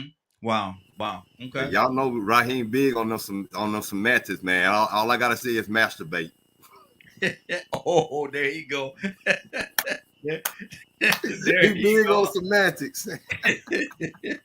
Toy, you want to see what did you I ain't fooling with you, Rico. I ain't look. There's gonna be another 3 hours, brother. Toy, you want to see what did you hear? Yeah, I got to be a little bit gentler with words, right? Because I was once one of those stupid women, right? And Mm-hmm. that's a possession. Yes. So I get a little sensitive with things like that because I was one of those individuals that was caught up into doing silly stuff because I just did not know who God was or my worth. Me Right? too. So I Me get too. sensitive. I get very sensitive when we talk about when the whole Eve and Adam situation, all the people from the Bible. I get really sensitive because I know now what should be done in my role as a woman Mm-hmm. and as human. And a lot of them people messed up. A lot of the men in the Bible, heck, they were stupid too. Because what did God tell you to do? And you so weak, you can't listen to what God told you, so you're listening to the woman. Now we all in trouble. And now the busy woman, now here you come thinking you know what the hell you're doing, Hey. excuse me, and you don't. Mm-hmm. And you got us all in trouble because nobody wants to know their role. Nobody wants to do what we're sitting here to do. You know what I mean? So I get very sensitive when I talk about these situations because it's real to me. Mm-hmm. It's real to me what I got to go through today on the account of the GP of some hard-headed, nowhere old person 27,000 years ago who didn't do what they were supposed to do as a human being. And now I'm affected by it, right? So at the end of the day, when I wake up, I try to wake up to erase what women done. So I Mm-hmm. admire the fact to wake up to try to be a woman of honesty, a woman of integrity, a woman that knows her lane, a woman that's back to reset the precedent that so many of these silly women have dropped in the Bible. You know what I'm saying? So for me, I don't think it's funny. I don't laugh and stuff like that. Some stuff is just too real. So for me, call me serious or whatever. but I'm on a whole nother level when it comes to resetting what God has set a precedent for men and women. So I'm all with resetting that curse that we know, leaves the taste in our mouth that we have right now, calling people stupid. But when you call me stupid, make sure you point them three fingers back in the window that pointing back at you. Call us stupid because we're not gonna do it alone.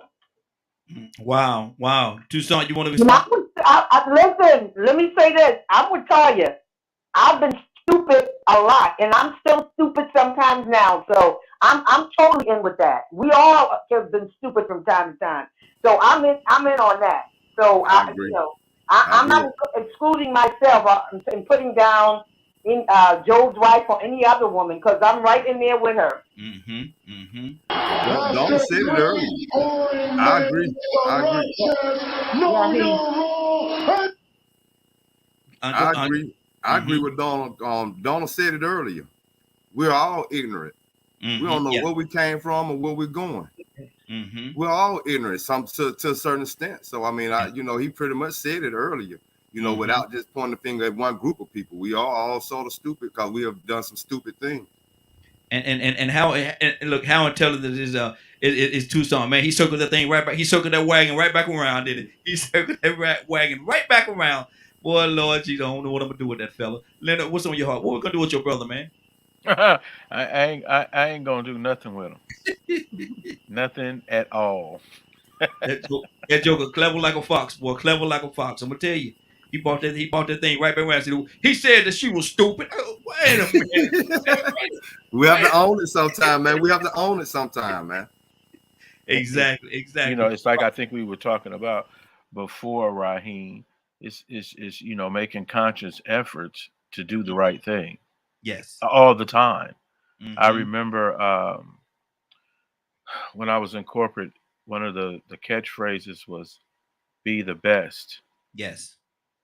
and it outlined things that incorporated with being the best, and being able to do that all the time and be consistent with Mm-hmm. customers and your promises and simply what you were working toward. And I think that critical look back on life should help people. Yes. I mean, you should be learning from your mistakes. That's how Mm-hmm. it's done.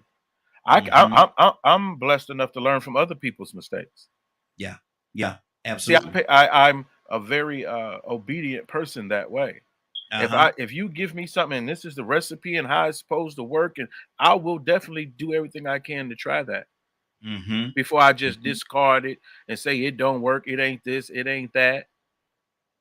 So I think it would help a lot of people to Yes, it take was. good advice. That's why we got this whole self-help industry, and it's like Mm-hmm. even on this show, people may ask questions on this show to get advice.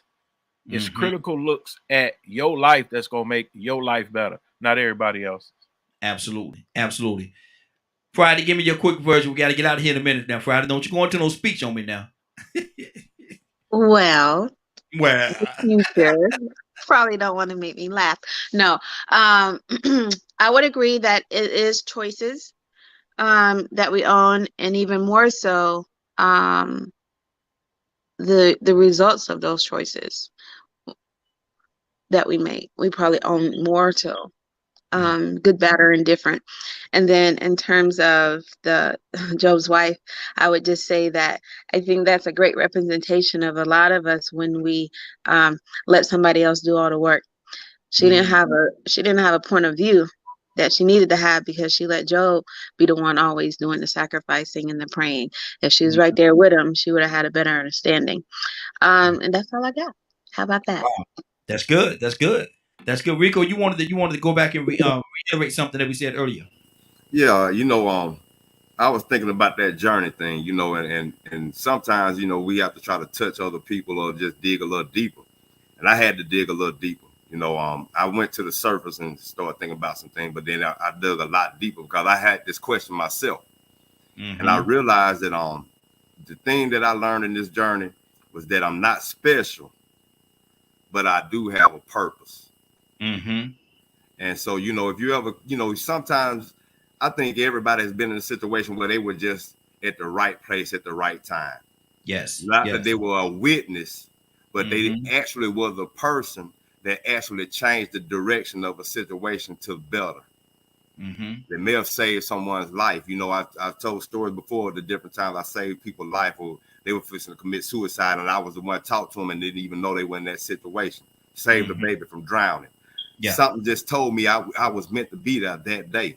So Mm-hmm. regardless of all the times when you are down and out in this journey, you always have to remember that you have a special purpose. You might not be special or unique, but you do have a purpose. You're not special where you are better than anybody else. I'll put it this way: you're not more special than anybody else, but you are here with a purpose. And Absolutely. you said something about helping and, you know, getting in God's way of teaching a lesson. Mm-hmm. And, you know, I thought about, you know what I'm saying, that it sending me that extra money, I might be getting in God's way. That's why I ain't giving her that money back. This joker trying to circle around. Look, boy, y'all are something else. Boy, Why would I look? How would I be to get in God's way? And she been beating me all this time, man. She done just been knocking my head off, and all of a sudden, she done sent me a extra digit on the money she owe me. Yeah. God might be teaching her a lesson about all the stuff she done did and how low down she done been. What kind of man would I be to get in his way? Boy, that's one. Keeping That's that one money. positive. That's one real positive way, I guess, to think about it, Rico. It's the truth. Okay.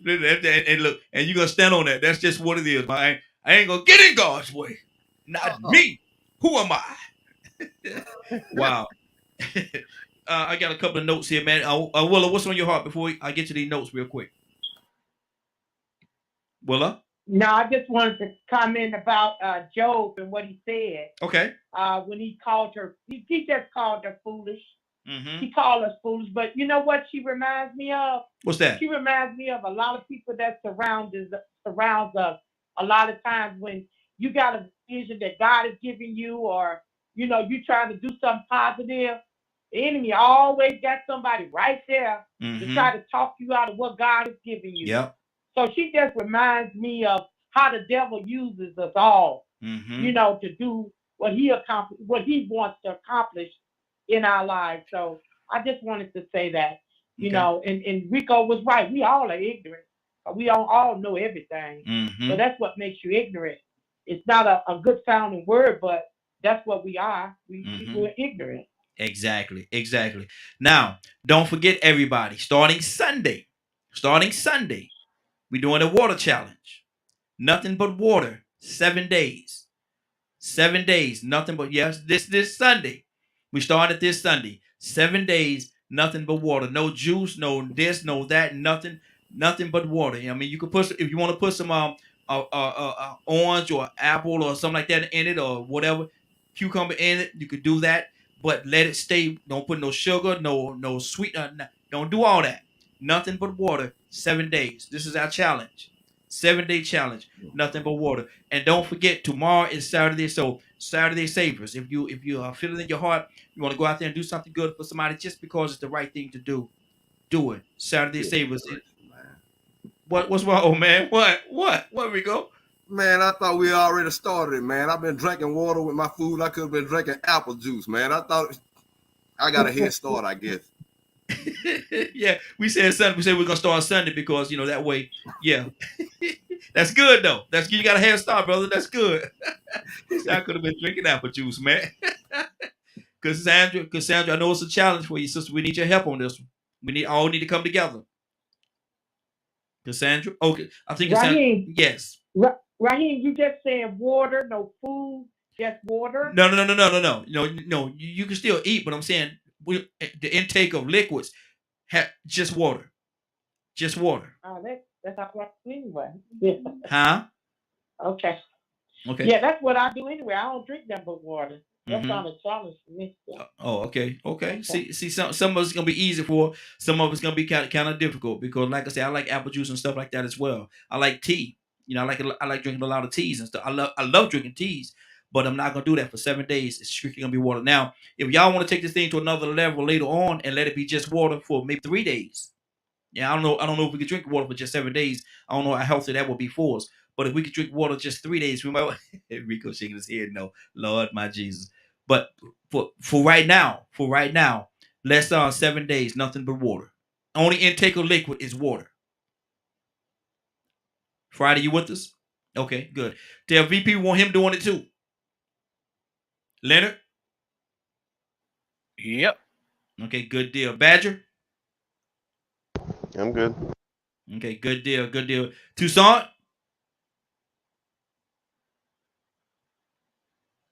Roll Yes, call. sir. Yes, sir. You with us? I'm good. Good deal, good deal. Yes, sir. Toy, you with a T? Toy said, I'm not even gonna answer. I'm not even gonna answer that mess. Toy, Toy, you with us? We may have lost her. Hopefully she's with us. And Willa, you said you with us, right? Yes, sir. Good deal, good deal. Okay. Now, Rico, what's going on at 3 o'clock today, sir?